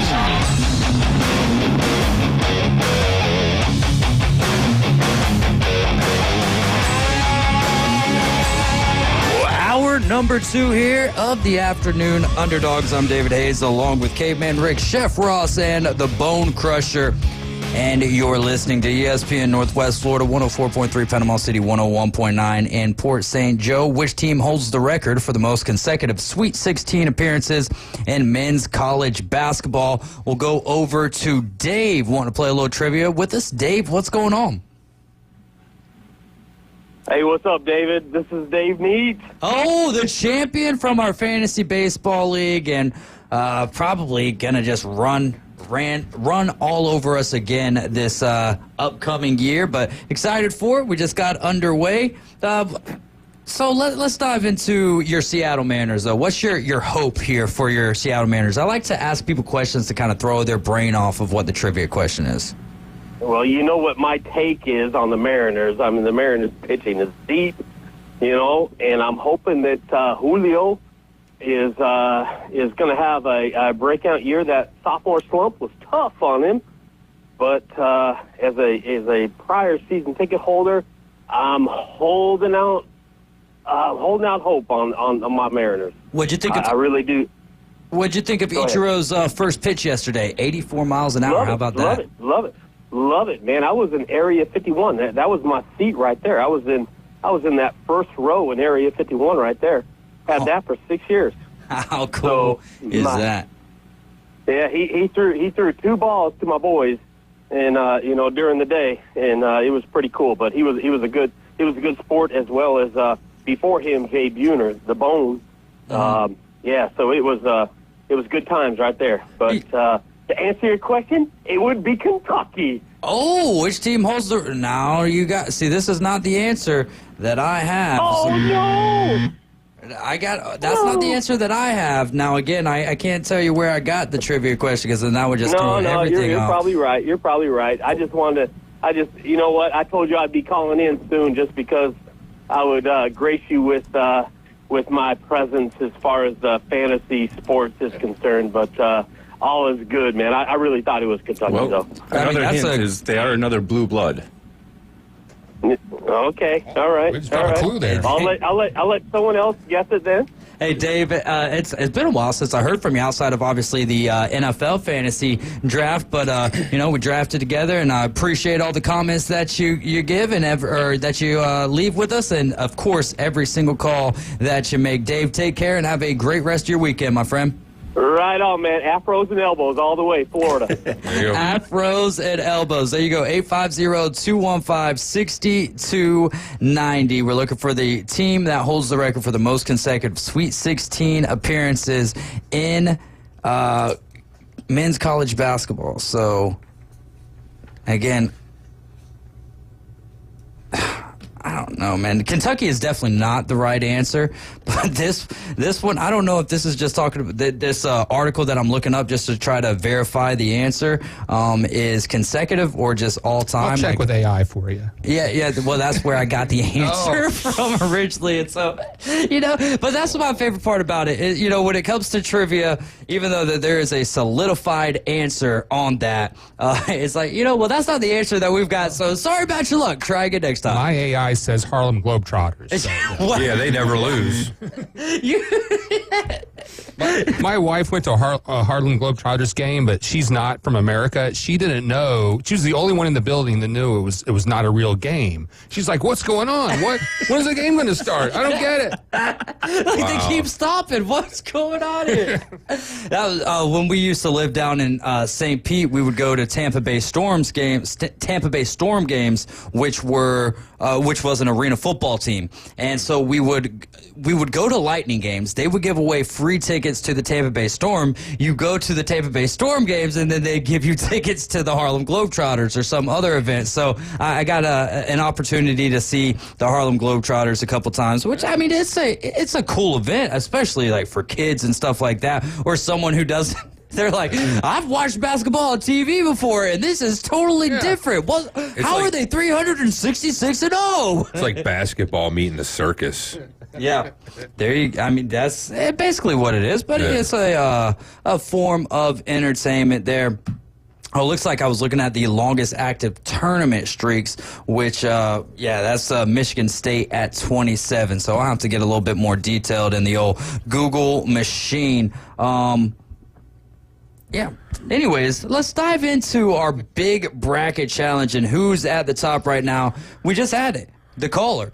Afros and elbows, and we are still taking calls for trivia. 850-215-6290. Which team holds the record for the most consecutive Sweet 16 appearances in men's college basketball? You'll win a 12-pack of Buffalo Rock. Not but that boot store. You'll get $25 to there and a $10 gift certificate to Golf Plus. 850-215-6290. Which team holds the record for the most Sweet 16 appearances in most consecutive Sweet 16 appearances in men's college basketball? As Maryland has upped their lead in the third quarter against South Carolina, 43-37. Afros and elbows leads at 680. His max points is 1760. Ken McVeigh, he calls the basketball, baseball, and I believe softball games for Gulf Coast. He's sitting at 670, and his max available is 1790. Coach Olds in third, 650. His champ is Auburn. His max available is 1730. For Dave Nee and for Kim McVeigh, they've got Florida as their champion. Dalton Cope at Best GM 91. He's sitting at 650. His max available is 1770. Also has Auburn as the champ. You got ATM McCord, who's sitting at 650. His max available 1730. David Hayes main bracket, whoever that guy is, sitting at 650. Max available is 1770. And then Mississippi Gators picks. They are sitting at 640, and their max available 1760. We've got a whole slew of other people. Kind of before we get to the top 10, Andy L. They're the only person who doesn't have Florida or Auburn with an available champion within the top 10. They've got Duke, and they've got 640 points with their max available at 1720. But a long way to go. This list is going to change after tonight, and I mean. What'd you guys think about some of those games last night? This is the weirdest bracket. It's chalky, ain't it? Yeah. Feels like I'm eating Tums watching this thing. First time I've had 7 out of 8 in the Elite 8 still alive at this point, and I'm not in the top 20. I think I'm like 39. See, I'm normally at the at the end, man. Especially when I'm doing this particular bracket challenge. It's like I like to take chances with this one, but this one I was like, I'm gonna just do what I think this year. Yeah, this year I got all the winning teams right. I just can't get the team that they beat to get to that round. So I've lost too many points on that part. Yeah, mine's not doing so great. How's your underdog update? Have you any update on like I haven't added it all up because I mean there's not a whole lot to add. A lot of the underdogs have been losing. Yes, you know what I mean? A lot to subtract, right? Yeah. Oh man. Give us any takeaways that you guys have. 850-215-6290. Great number to call and get on here with the Afternoon Underdogs. My takeaways: don't do a bracket. Don't do a bracket. Yeah, well, I mean, the first couple of days I was at the top of the list. Everything was looking good, and ever since then it's been all downhill from that. So it's kind of like, it's kind of a letdown. So it's a letdown. If you lost your first couple Hard Rock bets, does that mean you shouldn't bet no more? Or I bet you're still betting. No, because that makes the games interesting when you got some cash thrown down on it. This is so just, maybe you need to get into money brackets. Then. I don't know. I mean, we got technically money on this one, but I mean, it's kind of for fun, and so.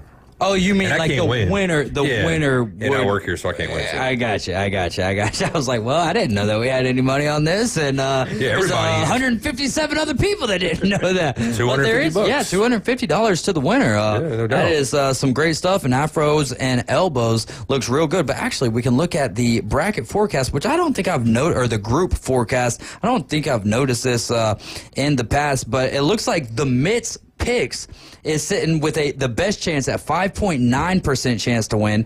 They're 75th right now. They've got 560 points, but their max available 1640. They've got Texas Tech as the champion. You've got ESPN Hapner. I believe that would be Fred Hapner, sitting at 37th. Duke as the champion, 590 points. 1710 is the max available for them. They've got 4.8% chance to win.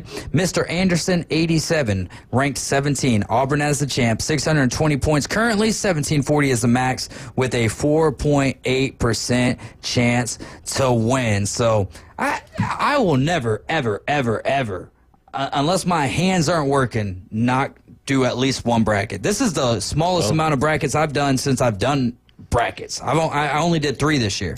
We didn't get to do one in 2020, so... I just hope my champ stays, Okay, well, my hands weren't working, and neither was anyone else in America at that point in time, and halfway across the world as well, right? No one was working outside of the essential employees, right? Yeah. We took, I think we had a week off of the show. Well, it wasn't, we did the show from the house for a week, and we cut the show down to an hour. It's a very weird time, and it was something that... I'm not going to get into that. Because, I don't know, when I was younger, I would always be like, I just don't understand. Like, why can't we just all, for a week or two out of the year, just not work at all? Just, just see where life goes. And then this happens, you're like, well, hey, we can make it work, right? We just got to wear masks. Yeah. That's all we've got. Get me out of this house. Except we really didn't have to around here, which was kind of nice. Well, compared to some other places in the country. Oh, the reality of what we dealt with compared to what a lot of the just the rest of America was dealing with. Yes, very thankful to have been here in Panama City. All right, let's dive into our MLB preview. Sam Peebles is coming up at 5:20. He'll give us some of his takeaways, but we'll obviously talk a little bit about them Atlanta Braves and how they did last night and how he think they will perform tonight and maybe for the rest of the season. But we'll start with the National League here. We're just picking division winners right here. National League East. Let's talk with someone who matters first. Chef Ross, who do you think wins the National League? Not that you don't matter. It's just your chop-off lingo really it takes me off sometime. Go ahead, Chef Ross. I got the Braves. Ooh. Oh, he doesn't even believe it. See the sign right here? It. He's got the Braves and he's over hacking. So that just should tell you something right there. I'll tell you this too. What's he been smoking? There you go. Been smoking that wacky. We were doing this Wednesday with AG and I think James, and so we were doing our picks for it. I was gonna take the Phillies, but everyone else took the Phillies. So I was like, all right, we can't just go straight across the board. So I went with the Braves. But who do you got, Caveman Rick? You gave yourself the kiss of death. The Mets? Who do you think, You got man? the Mets? Yeah, no. Oh, of course Nationals? I'm taking the Phillies, man. Taking the Phillies. Come Phillies on. to win the He's got the division. Marlins. Phillies to win the World Series. Let's go. Let's go. Wait, Phillies to win? We haven't let's go, quite man. got yet. I know we haven't got there yet, but hey, you're already asking, 850-215-6290. Text us and let us know how you guys feel about the Phillies winning the World Series. They're under a lot of pressure too, though, right? No. I mean, I think so. I think there's other teams, we already talked about this, what was it, Tuesday? The Mets, I think, are probably one of the teams that are the most pressure. There could be different people listening team right that hasn't, won since the 80s. They're spending a bunch of money now, finally, but even that, they're always going to, met it up, and they're going to screw it up one way or the other. So I think there's a lot of pressure on them. We also, the Yankees, another team that hasn't won in a while, that spends ungodly amount of money a lot of times. They have all the, fans out there that are expecting, lots of wins and for championships because of the history. And it's a very, historic franchise. The Dodgers, for as much money as they're spending and they're deferring, and the kind of all-star team, and we were talking about how many wins they got. I mean, seriously, if the team like the Dodgers can't win like 112, 115 games this year, then there's something going on there with all the players that they got on that team. Can I ask you a question? Like, I just thought of this out of the most randomness. If you were an owner of a team and you see what the Dodgers are doing, just defer. Why not just go out to the biggest and best, like the best players in the MLB that are free agents, and just say, hey, look, we've got this contract for you. It's gonna be huge, and you just defer it all, and then if you win the World Series, that doesn't always work. Exactly. The Yankees, not, the Yankees, was it 2000 Yankees, Padres, to 2010? Yes. They spent over $1 billion. You know what I mean? So hold on, we changed Bobby Bonilla Day to Major League Baseball Player Day. Yeah, basically. Well, with Bobby Bonilla, he's I think 2024 was his last year, or 2025 is going to be his last year getting the $1 million a year. Yeah. He's still getting paid for quite a long time from the Baltimore Orioles, like $500,000 a year. And I believe that Ken Griffey Jr. is the 5th highest paid player on the Reds right now. Yeah, no, that is that's how those deferred contracts work out, and we'll see what ends up happening with the Shohei deal, because his is supposed to be basically playing for like $1 million a year, and then 10 years after that he'll get $7 million a year, something like that. I don't know. And then the kind of money that crazy. Somebody like that's making endorsements and stuff too on the side outside of his MLB contract. Dude's rolling in dough. I mean, hell, he had his interpreter gambling a bunch of his money. He didn't even know what was going on. Okay, we cannot say that factually. This is going to turn into Stephen A. It wouldn't, but Stephen A. Smith and LeBron James 2.0. Caveman Rick and Shohei. About that, too, LeBron James, you're a clown, dude. You don't think that there's some clown aspects of the way that Stephen A. is going about this too? And what he did, was it today or was it yesterday, where he said, oh, LeBron James, you weren't even at, and listen, I'm a guy who... Like a Dwayne Wade's, Hall of Fame ceremony. He wasn't at Kobe's either. Yeah, but he was at Kobe's memorial or whatever. Oh, was he? I don't know. Yeah, but you can't go out and say things like that. Like, that's the thing is...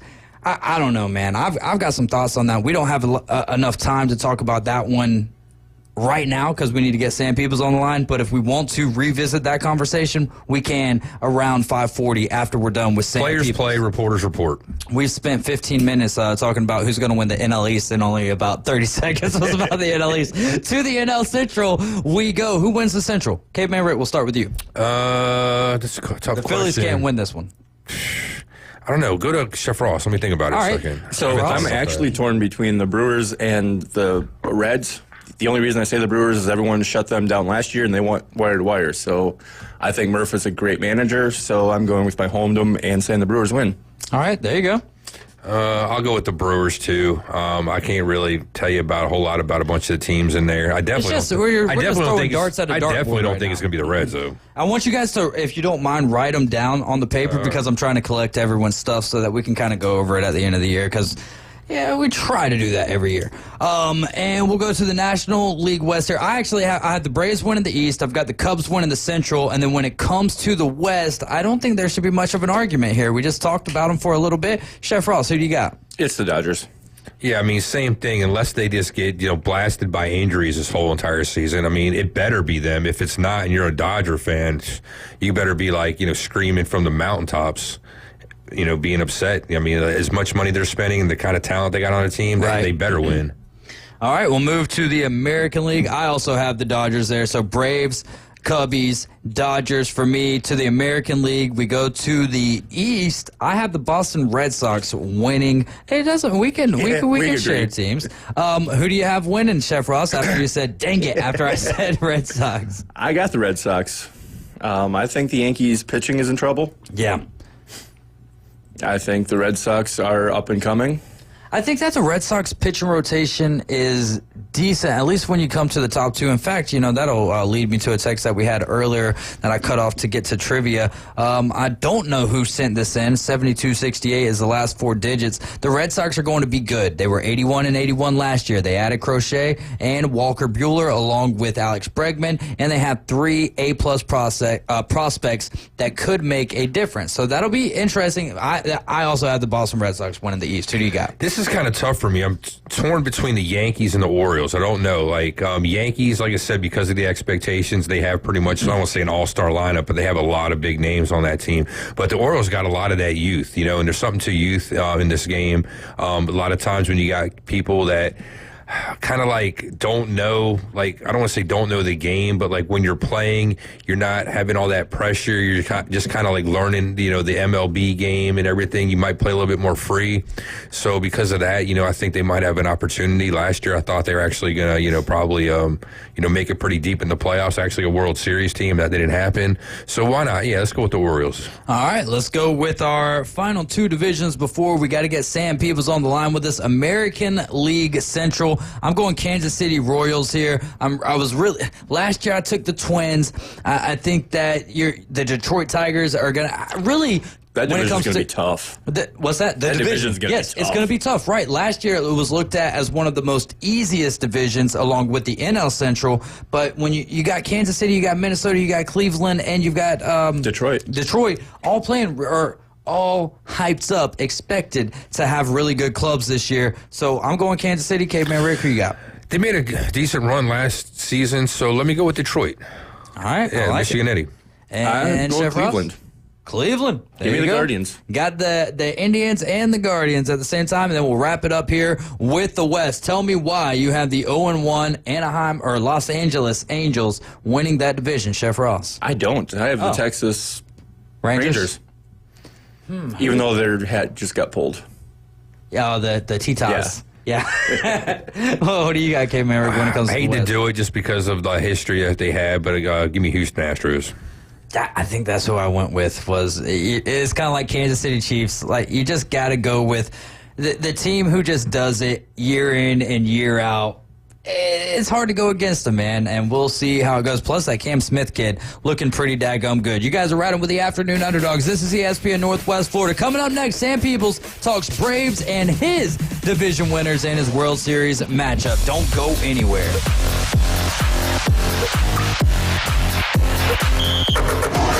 Your home for college basketball. ESPN Northwest Florida. The Auburn Tigers advance to the Sweet 16. It's going to be on like Donkey Kong as the Tigers face the Michigan Wolverines. And count it on the 3. Tip-off tonight at 8:30 on your home for the Auburn Tigers and March Madness. ESPN Northwest Florida. War Eagle. This is Joanna with your latest forecast on ESPN Northwest Florida this Friday. For tonight, mostly clouds and a low of 67 with a gentle breeze around 11 miles per hour coming out of the east-southeast. Tomorrow morning, some clouds with temps around 73. In the afternoon and the evening, lightly sprinkling and partly sunny and a temperature near 75. Moving into Sunday, about the same with a high of 74 and a possibility of thunderstorms. This forecast is brought to you by Earthworks of Northwest Florida. Thank you for listening to ESPN Northwest Florida. Rely on it. Bestway Portable Buildings recognizes the optimism in the air, and a golden age has begun for all to share. Bestway has been constructing durable, custom-made portable buildings in just about any size since 1989. They know what they're doing. Of course, you're not obligated in any way to buy from Bestway Portable Buildings. However, owner Jason Mulder asks that you please give them a try before you buy. Bestway Portable Buildings, a golden age builder north of the Old Mall on Highway 231 and online at bestwayportablebuildings.com. Mid-South Lumber, where they treat you like family. Locally owned and serving the residents of Bay County for over 45 years. See Mid-South Lumber for all of your DIY projects, including windows, doors, siding, lumber, and millwork. Are you building a new home? Bring your contractor in to Mid-South Lumber and meet with a member of their sales team to discuss your framing, siding, windows, and doors. Mid-South Lumber, the biggest little lumber yard in Panama City. 717 West 11th Street. Who was hired? Who was fired? Trades, drafts, and playoffs. We're talking about it. That trade, when it was made, was the right trade. Now back to the Afternoon Underdogs, right here on ESPN Northwest Florida. We're back, and this is the Afternoon Underdogs here on ESPN Northwest Florida. We are your spot for select Orlando Magic games. We're going to be sending about 10 of you down there to Orlando tomorrow morning. Hopefully you guys have a great time. They'll be taking on the Sacramento Kings, and you'll be hanging out with James Fife of the Afternoon Underdogs. I'm David Hayes, along with Caveman Rick, Chef Ross, and the Bone Crusher. And right now, at the end of the third quarter, the South Carolina Lady Gamecocks are taking on Maryland and the Lady Terrapins, and it is 52-50. So South Carolina has erased the deficit. But bringing on to the line with us is the host, the creator of the Braves Dugout podcast, a great friend of mine, Commissioner Chair 1 of Lynn Haven, and he's a author on many sites. One of the main ones you can go find him at is Battery Power. Sam, what's going on, my friend? I'm here, and I'm excited for some baseball. There you go. Well, yesterday we were excited for about 7 innings, or, at least 6 innings. It's 6.5 full innings. What were some of your takeaways from Game 1 of the season for the Braves? I understand when it's early in the season, you want to trim the fat on your bullpen. You need to see who's the guys that you want to roll with for the rest of the year. It makes sense. But, come on now. You've got the reigning Cy Young. You've got an opening day. Austin Riley could have been the hero. He was injured for a large part of last season. He had the go-ahead home run. You don't bring in a minor league pitcher to pitch in a high-leverage situation. You just don't do that. It was the 7th inning. You've got high-leverage arms in the bullpen. Test those guys out. Come on. It just doesn't make I defend Brian Snicker all the time. Yes, you do. I cannot defend him on this move. It didn't make any sense to me. What was the right move, analytically speaking, or just from Sam's perspective speaking? On the 7th inning, I probably would have thrown either Aaron Bummer or Pierce Johnson out there. I like that. Is that our weak point? Obviously, we don't have Ronald Acuna Jr. right now. Spencer Strider, we don't know what the rotation is actually going to look like. But when you look at the offensive lineup, when you look at the defensive prowess that they got, we look to be pretty strong. Jared Kelenic 0 for 4 yesterday, kind of just picking up where he left off last year. But is that the weak link for the Braves this year, is the bullpen? I would say not necessarily the bullpen itself. The bullpen on paper is fine. In fact, Fangraphs has them projected as a top 10 bullpen, but actually a top 5 bullpen if you're looking at ERA. But what the weakness is, I would say more specifically, is the bullpen depth. Like the top 3 guys are solid, but once you get past Iglesias, Pierce Johnson, and Aaron Bummer, it drops off real quick. And we saw that last night. Neris was a guy that was just picked up on a minor league deal. We didn't even know if he was going to make the team, and he basically blew the game for the Braves last night. And I hate it for the guy because people remember relief pitchers blowing games more than anything else. As a reliever, you're going to be Braves fans are probably going to remember that far longer than they actually should. There you go. What do you think we need to see from Game 2 tonight from the Atlanta Braves? Well, hopefully, Ronaldo Lopez had an excellent year last year, but he's due for some regression, and that concerns me. And Luis Reyes has 26 at-bats against Lopez and has a .423 average, so that concerns me a little bit. So really, Lopez needs to be locked in. The Braves need to give Lopez a lead because we all know that Brian Snicker only pitches as good relief pitchers when they have a lead for some reason. So Ronaldo Lopez needs to keep the game close. The Braves need to have at least a 1-run lead by the time we get to the 7th inning, and then let the bullpen, the top tier part of the bullpen, take it over. That's the key. That's the game script to win tonight. How did you feel about Snit's lineup?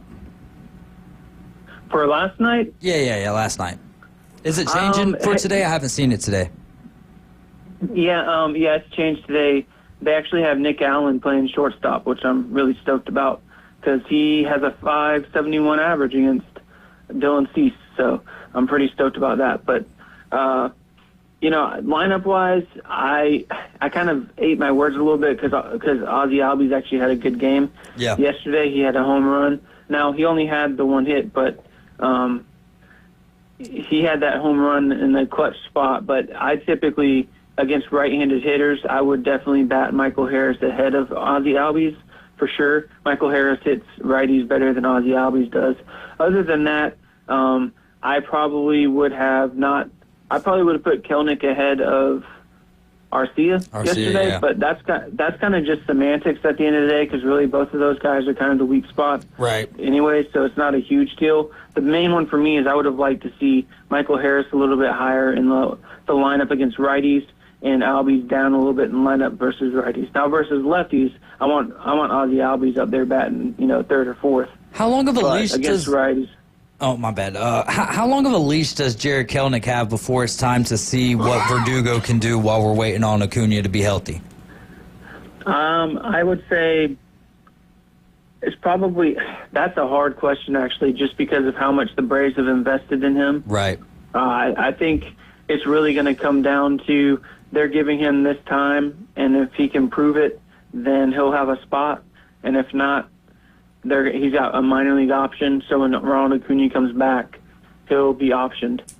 And because Vertigo has an MLB deal, so really it comes down to, is it Kelnick or is it Eli White that's going to stick around for that fifth outfielder spot, which Eli White can play all over the entire diamond, so he kind of already has, he has the edge over Kelnick anyways. So I think the short answer to a long way of me explaining it is I think it's pretty short. You're listening to ESPN Northwest Florida. We're chatting all things baseball here with Sam Peebles. What were your top three things from opening day? Oh, well, one, Adley Rutschman hitting those 2 home runs because he's on my fantasy baseball team. Hey, there you go. Be selfish with it, baby. I love it. Yeah, hey, I drafted him really late too. Like, I think it was something crazy, like the 8th or 9th round. It was. And somehow he fell to me. And then he hit 2 home runs for me, so that was number one for me. But number two probably is just that Ozzie Albies made me eat my words when I said he should have been lower in the lineup. I always like to be humbled a little bit when it comes to that kind of stuff. There are certain things that you hope you're wrong on, and I was wrong, and I was happy to see that. And then the third one, just overall, I mean, just the excitement. Well, actually, you know what? O'Neill hitting an opening day home run for the 6th year in a row. That was crazy. I don't know if we'll ever see that again. We'll definitely never see, for the first time ever in Major League Baseball history, a catcher hitting a leadoff home run for the first time, for it happening for the first time. And then, how crazy is it that a Yankees player, regardless of position, has never hit a leadoff home run on opening day for that organization? Yep, I didn't know that till yesterday. Bryce Harper hit a home run yesterday, and it's his 6th opening day home run. Not consecutive, but 6 of them. So there you go. There we go, the fanatic over cool. here. Yeah. I'd wear the costume if they'd pay me. So I'd do it for free. Yep. We have a very serious hat bet going on here with the Yankees' facial hair. Yeah, there you go. How many Yankees do you feel will have facial hair by the end of September? No, just, it doesn't even have to be like a consistent, you don't have to have this number all at one time. It's just, will there be over or under 17 and a half Yankees who don facial hair throughout the season? Throughout the entire season? Yeah, 162 games. It's got to be more than a mustache, too, because the mustaches were allowed. It has to be the beard, yeah. It's got to be more than a mustache. Or it could be a goatee. If it includes the entire year over the entire roster, looking at, relief pitchers that get sent up and down, I'll take the over on that. Can't wait to get me a new hat. Thanks, not like you. We'll see. We'll see. All right, Sam, let's get into your division winners. Who do you have winning the NL East this year? I still, even though the Phillies are, going to be strong, I still give it to the Braves as of right now. But I had the Phillies being wild card 1. So. All right. Well, good. I'm going to ask you that question as well, so I'll go ahead and put that down. Let me ask you this, though. This is the first year that we haven't done the podcast, the Braves Dugout podcast, together right before the season starts. What was your record this year for the Braves? I'm going to go 9 97 and whatever that other number would be. What's that, 65? 55? I think I'm going to go 94 wins this year. So 94, yeah, 94 wins. 94 wins. I'm going to go 97. I'll be on the high side there. Let's go to the Central. Who do you have winning the National League Central? That one's probably my easiest. I actually told that to Kyle the other night. I hate to say that to him because he's a Reds fan, but in that division is pretty much the Cubs and then everybody else. Yeah, same with last year, Sam. How many days were the Cubs in the lead last year? Wait, wasn't that the case though last year? Where it was the Cubs and everyone else though? I think there were still the Brewers being talked about last year. No, because Council went from the Brewers to the Cubs last year. Yeah, no, that's right. Yeah, I guess. Yeah, that's a good point. But I'm right there with you, Sam. I'm going with the Cubbies as well. What about in the National League West? Well, that one's pretty obvious, I think, too. The Dodgers, of course. The all-star team. I think it really comes down to who's going to come in second in that division. The Rockies. Give me the Rockies. Give me your other two wild cards. You got the Phillies already. Who are your other wild card teams? I think the other two are going to come out of the West. I think because the Padres and the Diamondbacks both have really good teams, and now with the new schedule being spread out more, back in the day you played a ton of games against your own division. So if you're playing more games against the Dodgers than everybody else, your odds to make the wild card are low. But now that the schedule's spread out, there's a lot higher chance of three teams coming out of the West making the playoffs. So I really think it's going to be the Diamondbacks and the Padres. You're listening to ESPN Northwest Florida. Sam Peebles on the line with us, host of the Braves Dugout Podcast. Before we get to the American League, I was just going to say, so you don't think the Mets are going to have a great season then, huh? Nope, do not. Let's go. I hope that it's. I hope that it's absolutely terrible because I said that I thought that the Mets would kind of get off to a hot start and then find a way to met it up. But you know what? If yesterday was a sign of anything, Juan Soto's final at bat, baby, just keep that up, my friend. Keep that up. Yeah, no kidding. American League East. I'm really interested in this one. Who do you have winning there, Sam? I am giving the edge to the Yankees just because Baltimore, even though their offense is so awesome, they just don't have the rotation. They just don't. I don't think they can hang. They're young, so their offense is probably going to stay healthy. But as much as I want Baltimore to win, I'm rooting for them to win the AL East. I can't not give it to the Yankees. Even with Garrett Cole out, I still think the Yankees have a slight edge over the Orioles. Do you see that being a two-horse race between Baltimore and the Yankees, or where do you see the Red Sox fitting in? Yeah, just throw that random team out of there out of nowhere. Not like we picked them to be our division winner or anything. Okay, fine. Blue Jays, they're scrapping it at the end of the year anyway, so it's all or nothing for them. Yeah, the Blue Jays are all or nothing, with a bunch of guys coming in contract years. But I don't have a lot of faith in the Blue Jays. And Tampa Bay is on a downward trend right now. The Red Sox are trying to get back in it. Bringing in the guys that they did, Garrett Crochet and Alex Bregman. And I think that, they made the right call and had Bregman play third and Devers be the DH. I think that was a smart move, but I don't think that that's good enough to get them over the top to win. I don't think they can hang with the other two teams. Baltimore's got a better offense by far. New York is very top-heavy on offense, but I just don't see Boston catching them. But I'll be happy to see it. They got a lot of fun guys on that team. I'd love to see Christian Campbell do well and all that. So I would not be mad if that happened. All right, we'll go to the American League Central. Who do you have there, Sambo? I'm going to do a hot take here and go with the Tigers. I just really, really like that team. The young guys have shown even the Picado rankings have them having a losing season, but I'm going to pick them as the division winner. The Kansas City is a good team. Minnesota, they're okay. Cleveland's always in the hunt. They find a way to be competitive. But I just like that young team that the Tigers have. A lot of them have really high ceilings, and if they can reach their ceilings, then they're going to be the winners. And then you saw how hard they fought at the end of the season last year. Right. And a lot of the team is very much intact.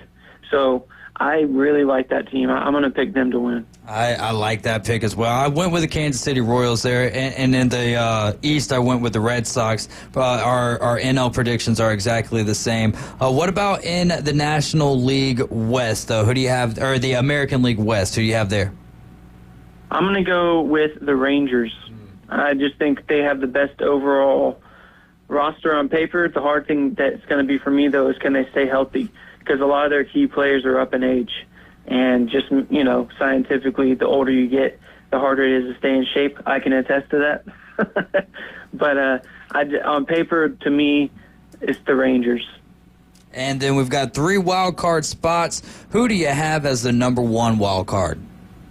Oh, that one. The number 1 wild card would be the Orioles. That pretty hands down to me. Because I'm going with the Yankees to win that division. Both of those teams are going to be in the playoffs. Who comes in at number 2? I'm going to go with the Astros. I like that. That's who I have to win the West. And then your 3rd and final wild card. This one, I can't even remember what I told Kyle the other night because this one was a hard pick for me. I think I'm going to go with the 3rd one. I think I'm going to go with the Royals. I mean, the Royals are a good team. If they don't win the division, surely they're going to win enough games to at least get that 3rd wild card spot. And much like the Tigers last year, they were pretty scrappy. Didn't the AL Central got 3 teams in the playoffs last year with the Guardians, with the Royals, and the Tigers, right? Yeah, if you would have told me that 3 years ago, I'd have laughed at you. Yeah, right. Well, hey, this year, Sam, you just talked about scientifically speaking. This year, the White Sox are on pace to go 162-0. So just get they're ready. on pace for 1,296 runs, and only giving up 162. I love it, man. World Series matchup. Who do you have in the game, or in the series, and then who do you have winning it all? I mean, my heart says I want it to be the Braves versus the Orioles, but I don't think that's going to happen. I think it's going to be the Rangers against the Dodgers, and I'm hoping that the Rangers take it all. All right. There you go. That's the same exact one that I believe Adam Goff had, was Dodgers versus Rangers, and I think he picked the Dodgers to win it. Next week when we get you on, we'll do MVP, Cy Young, Rookie of the Year, Manager of the Year, all that good stuff, and then a bold prediction. But I would like to get one bold prediction for the Atlanta Braves this year.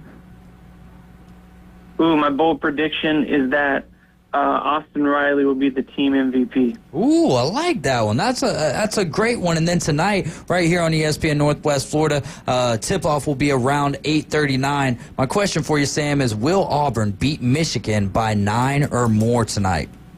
9 or more? No, they won't. They won't beat them by 9 or more. Every single. I mean, I'm not going to say that as some type of college basketball expert, but man, in these tough games, every single one of them have been close. So I don't foresee them winning by 9. I would love for them to win by more than 9 points, Absolutely. But if I was betting on it, I would not. I'm still hoping there's if Alabama could take care of Duke, man, we've got a real opportunity for maybe a Auburn and Alabama national championship in college basketball. Could you imagine the Iron Bowl, That'd be amazing. the basketball Iron Bowl championship? It just means more. So it just means more. Basically, the SEC said, "Oh, the NIL is a thing now. I guess we're switching to basketball." Yeah. Right, Sam, you're amazing, my friend. Latest episode just dropped yesterday afternoon, correct? Yes. Yep. Did a spring training wrap up. Spring training wrap up, season underway. Caveman Rick's got something for you. Bold prediction: Brian Snickers last season as a Braves head coach, manager. Ooh. Yeah, there you go. If he, well, then if it's his last year as the manager, I want to see Jesse Chavez be the new manager. I mean, he finds his way with the Atlanta Braves every time. What about a guy like what about Travis d'Arnaud if he finishes his career before Snick goes? Do you think he'd be a good fit for the Braves manager? I think he would. We've seen a good track record of catchers being good managers, and the players seem to really like Travis d'Arnaud. And in today's world of analytics, being a manager, you're a player manager. You're not really a game manager. And so I think Travis d'Arnaud would be a good one. Let me ask you this. You got your choice here. It's Travis d'Arnaud or Ron Washington. Let's say the Angels let go of Ron Washington. You go Ron Washington or you go Travis d'Arnaud. Okay, I'm going to be as tactful as I can with this. Ron Washington is an excellent third base coach, an excellent presence in the dugout. What I've seen, the way that he's handled the Angels, do not like it. He made a rule that the players are not allowed to have their cell phones at all. What is this? The 1990s? Like, come on. I would. Meanwhile, Anthony Rendon is just on his cell phone all the time, collecting the largest paycheck from the Angels outside of maybe Mike Trout. My goodness, Sam, as always, so much fun to have you on with us. We'll work out a date for next week to get you on here and kind of wrap up the preview and just kind of keep on going on throughout the baseball season. Thanks for your time, my friend, and thanks for all the hard work that you do.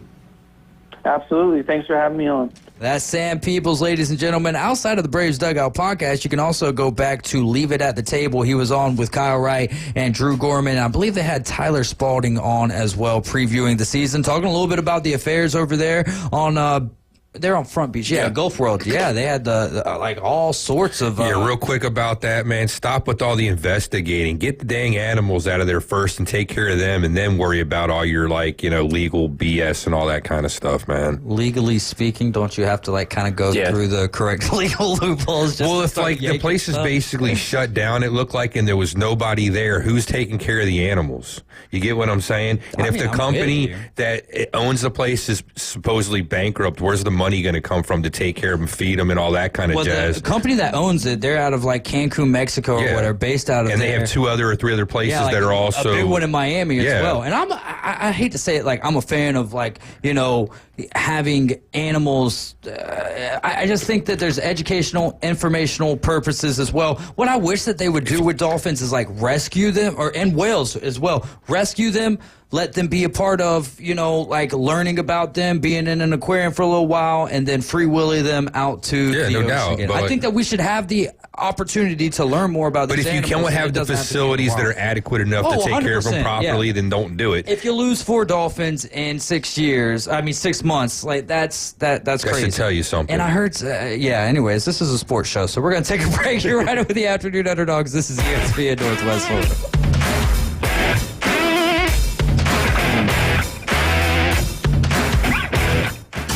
ESPN Northwest Florida. It's the Coach James Hale Show. He touched my hair. He hits my hair. I'm the victim of a basketball Jones. Ever since I was a little baby, I always be dribbling. In fact, I was the baddest dribbler in the whole neighborhood. Oh, my God. Anyway. Weekday mornings 7 to 9. ESPN Northwest Florida. This is Joanna with your latest forecast on ESPN Northwest Florida this Friday. For tonight, mostly clouds and a low of 67 with a gentle breeze around 11 miles per hour coming out of the east-southeast. Tomorrow morning, some clouds with temps around 73. In the afternoon and evening, lightly sprinkling and partly sunny and a temperature near 75. Moving into Sunday, about the same with a high of 74 and a possibility of thunderstorms. This forecast is brought to you by Earthworks of Northwest Florida. Thank you for listening to ESPN Northwest Florida. Rely on it. Every love story deserves a perfect beginning. At Tracy's Fine Jewelry, we believe that your engagement ring should be as unique as your love. Explore our vast selection of certified natural and lab-created diamonds, each hand-picked for brilliance and beauty. Whether you desire the timeless allure of one of our hand-selected engagement rings, or you'd like to custom design the perfect ring, visit us today and let our experts guide you in finding the ring of her dreams, because love deserves the best. Tracy's Fine Jewelry, where love sparkles. Beach Pizza, formerly Marcy's Pizza, is back with more hours and more pizza. Beach Pizza has new owners and now open every day, 11 to 11. Pizza by the slice, whole pies, wings, pretzels, garlic knots, and more choice eats in East BCB. I finally tried a slice, and it was a thin crust, totes, cheesy slice of paradise. 8815 B Thomas Drive, online at beachpizzapcb.com. Call ahead, 850-775-4053. He stuck his head in the microwave enchanted hot pocket. Hot pocket! Caveman Rick is part of the Afternoon Underdogs. you're drunk or heading home to a trailer. On ESPN Northwest Florida. We are back. We were talking a little bit about Gulf World and then Zoo World. You said, do you want to dive into like the size of Zoo World? I mean, like they're not like in trouble for anything at the moment, but I just think anytime you have animals like that and you're basically like keeping them in a closet, you know, like as far as penguins? the amount of room that they have to roam in or whatever, I just don't think it's right. I mean, stick a human being like that hasn't done anything wrong, like in a jail cell basically for their whole entire life. Happens. Don't be mad if like they want to eat you or kick you in the face or anything like that. I mean, they're not like in the environment they should be in, you know. So I'm not a big fan of that kind of stuff. I know it's just sometimes the way that you say things. Sometimes it's not even what you say. It's just like How the I way say that it. you say things. Hey is man, like we're on radio, right? I got a voice, man. Like I tell people all the time, my voice and my words can be my biggest superpower at times or my biggest kryptonite. Yeah, that's right, man. That's right. 850-215-62. Wish I had a club, go and beat some people that own Gulf World with, you know? Yeah, beat them with a stick. There you go. Fight the negativity with a little bit more negativity. When is that peaceful demonstration? Tomorrow. I'm being positive, man. I'm trying to like I'm down with the animals, man, and like, you know, the hell with the company that owns them, man. Stuff like that ain't right, man. Yeah, here's my thing is no, hold on. We should not attack. No, let him go. You've been talking a lot. We should not be attacking the employees. We should be down talking here. the Dolphins. But it's not the employees' fault that are down here on Front Beach. They are doing the best they can with. And what is about the very people limited- that are from this area around here that are supposed to inspect that place and make sure that place is adequate to begin with? You weren't doing your damn jobs either, evidently. They did an inspection back in like November and absolutely failed it. God awful. Well, like, and why didn't it get closed down, or why didn't something happen then? That's my whole point. You know what I'm saying? They weren't making a lot of revenue right then. And they need to wait till they're making the revenue so they have something to get. And the owners aren't answering their emails.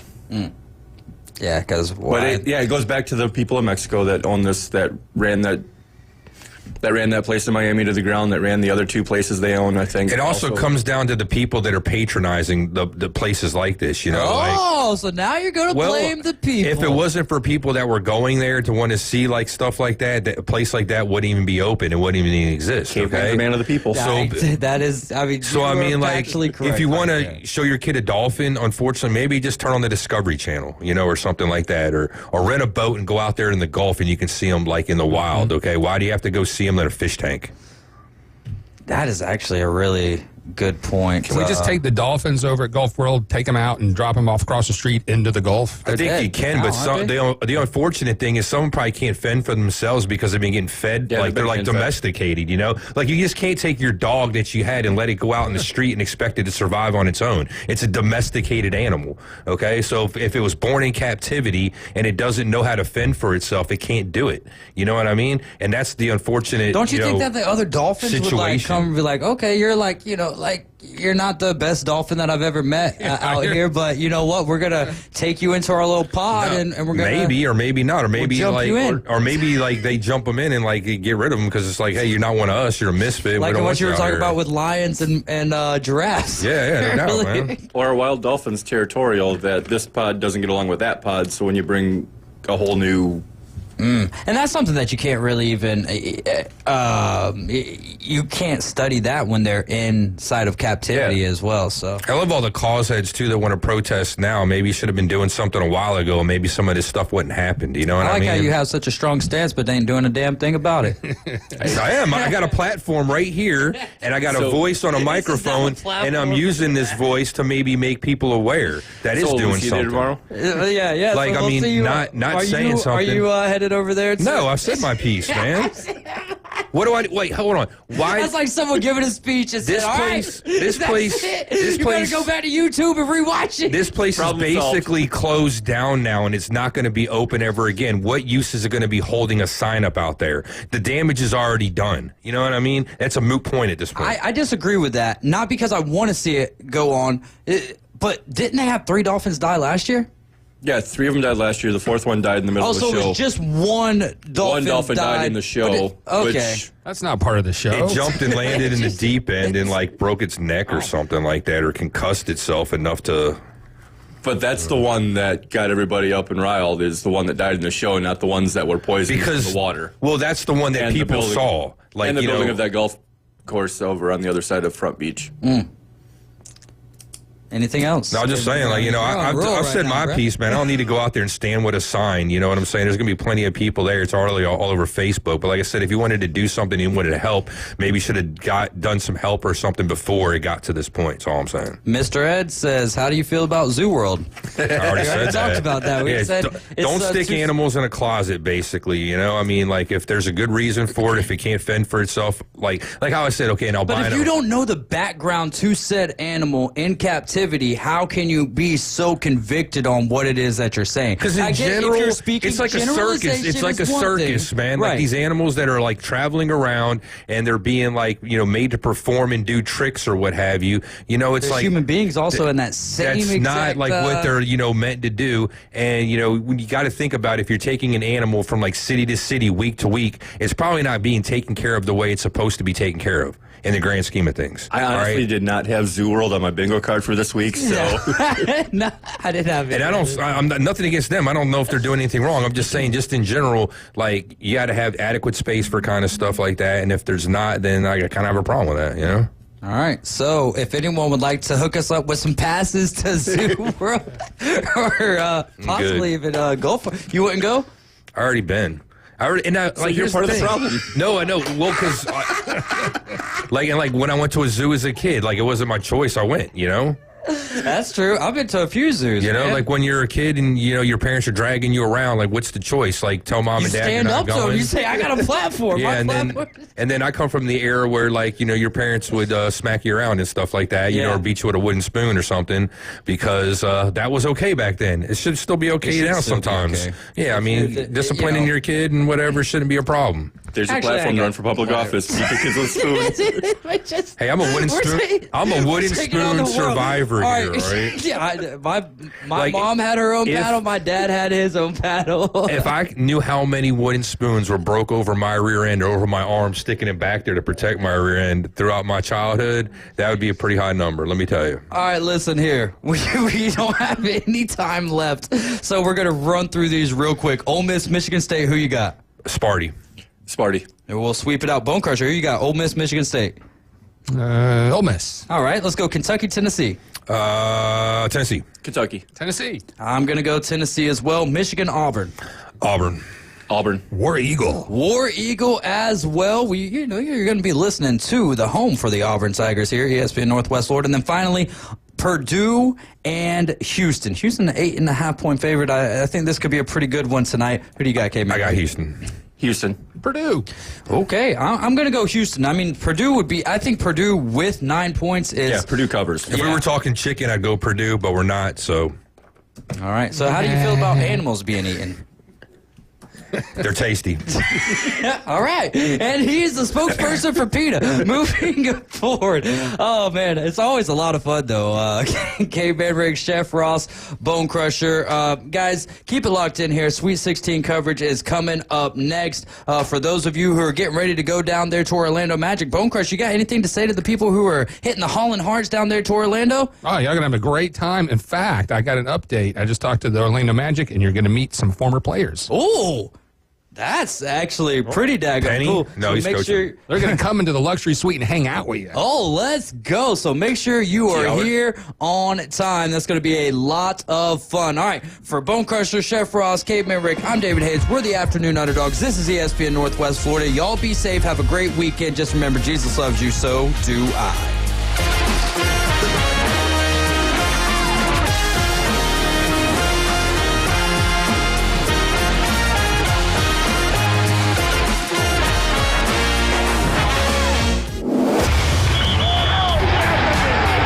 The game going with ESPN Northwest Florida.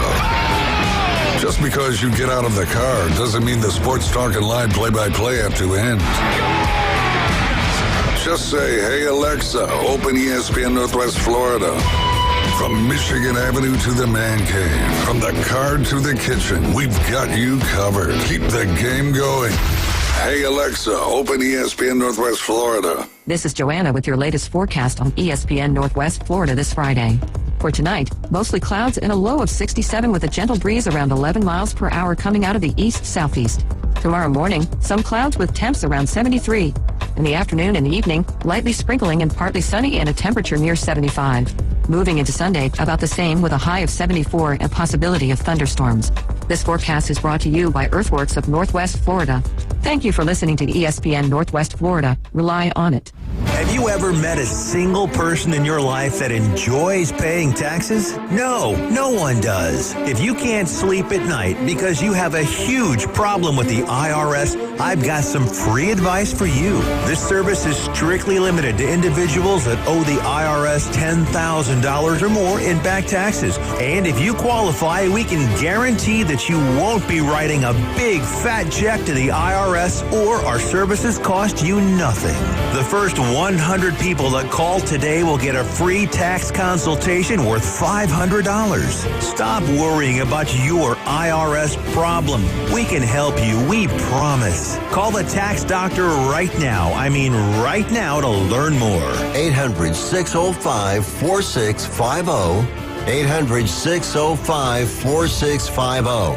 800-605-4650. That's it.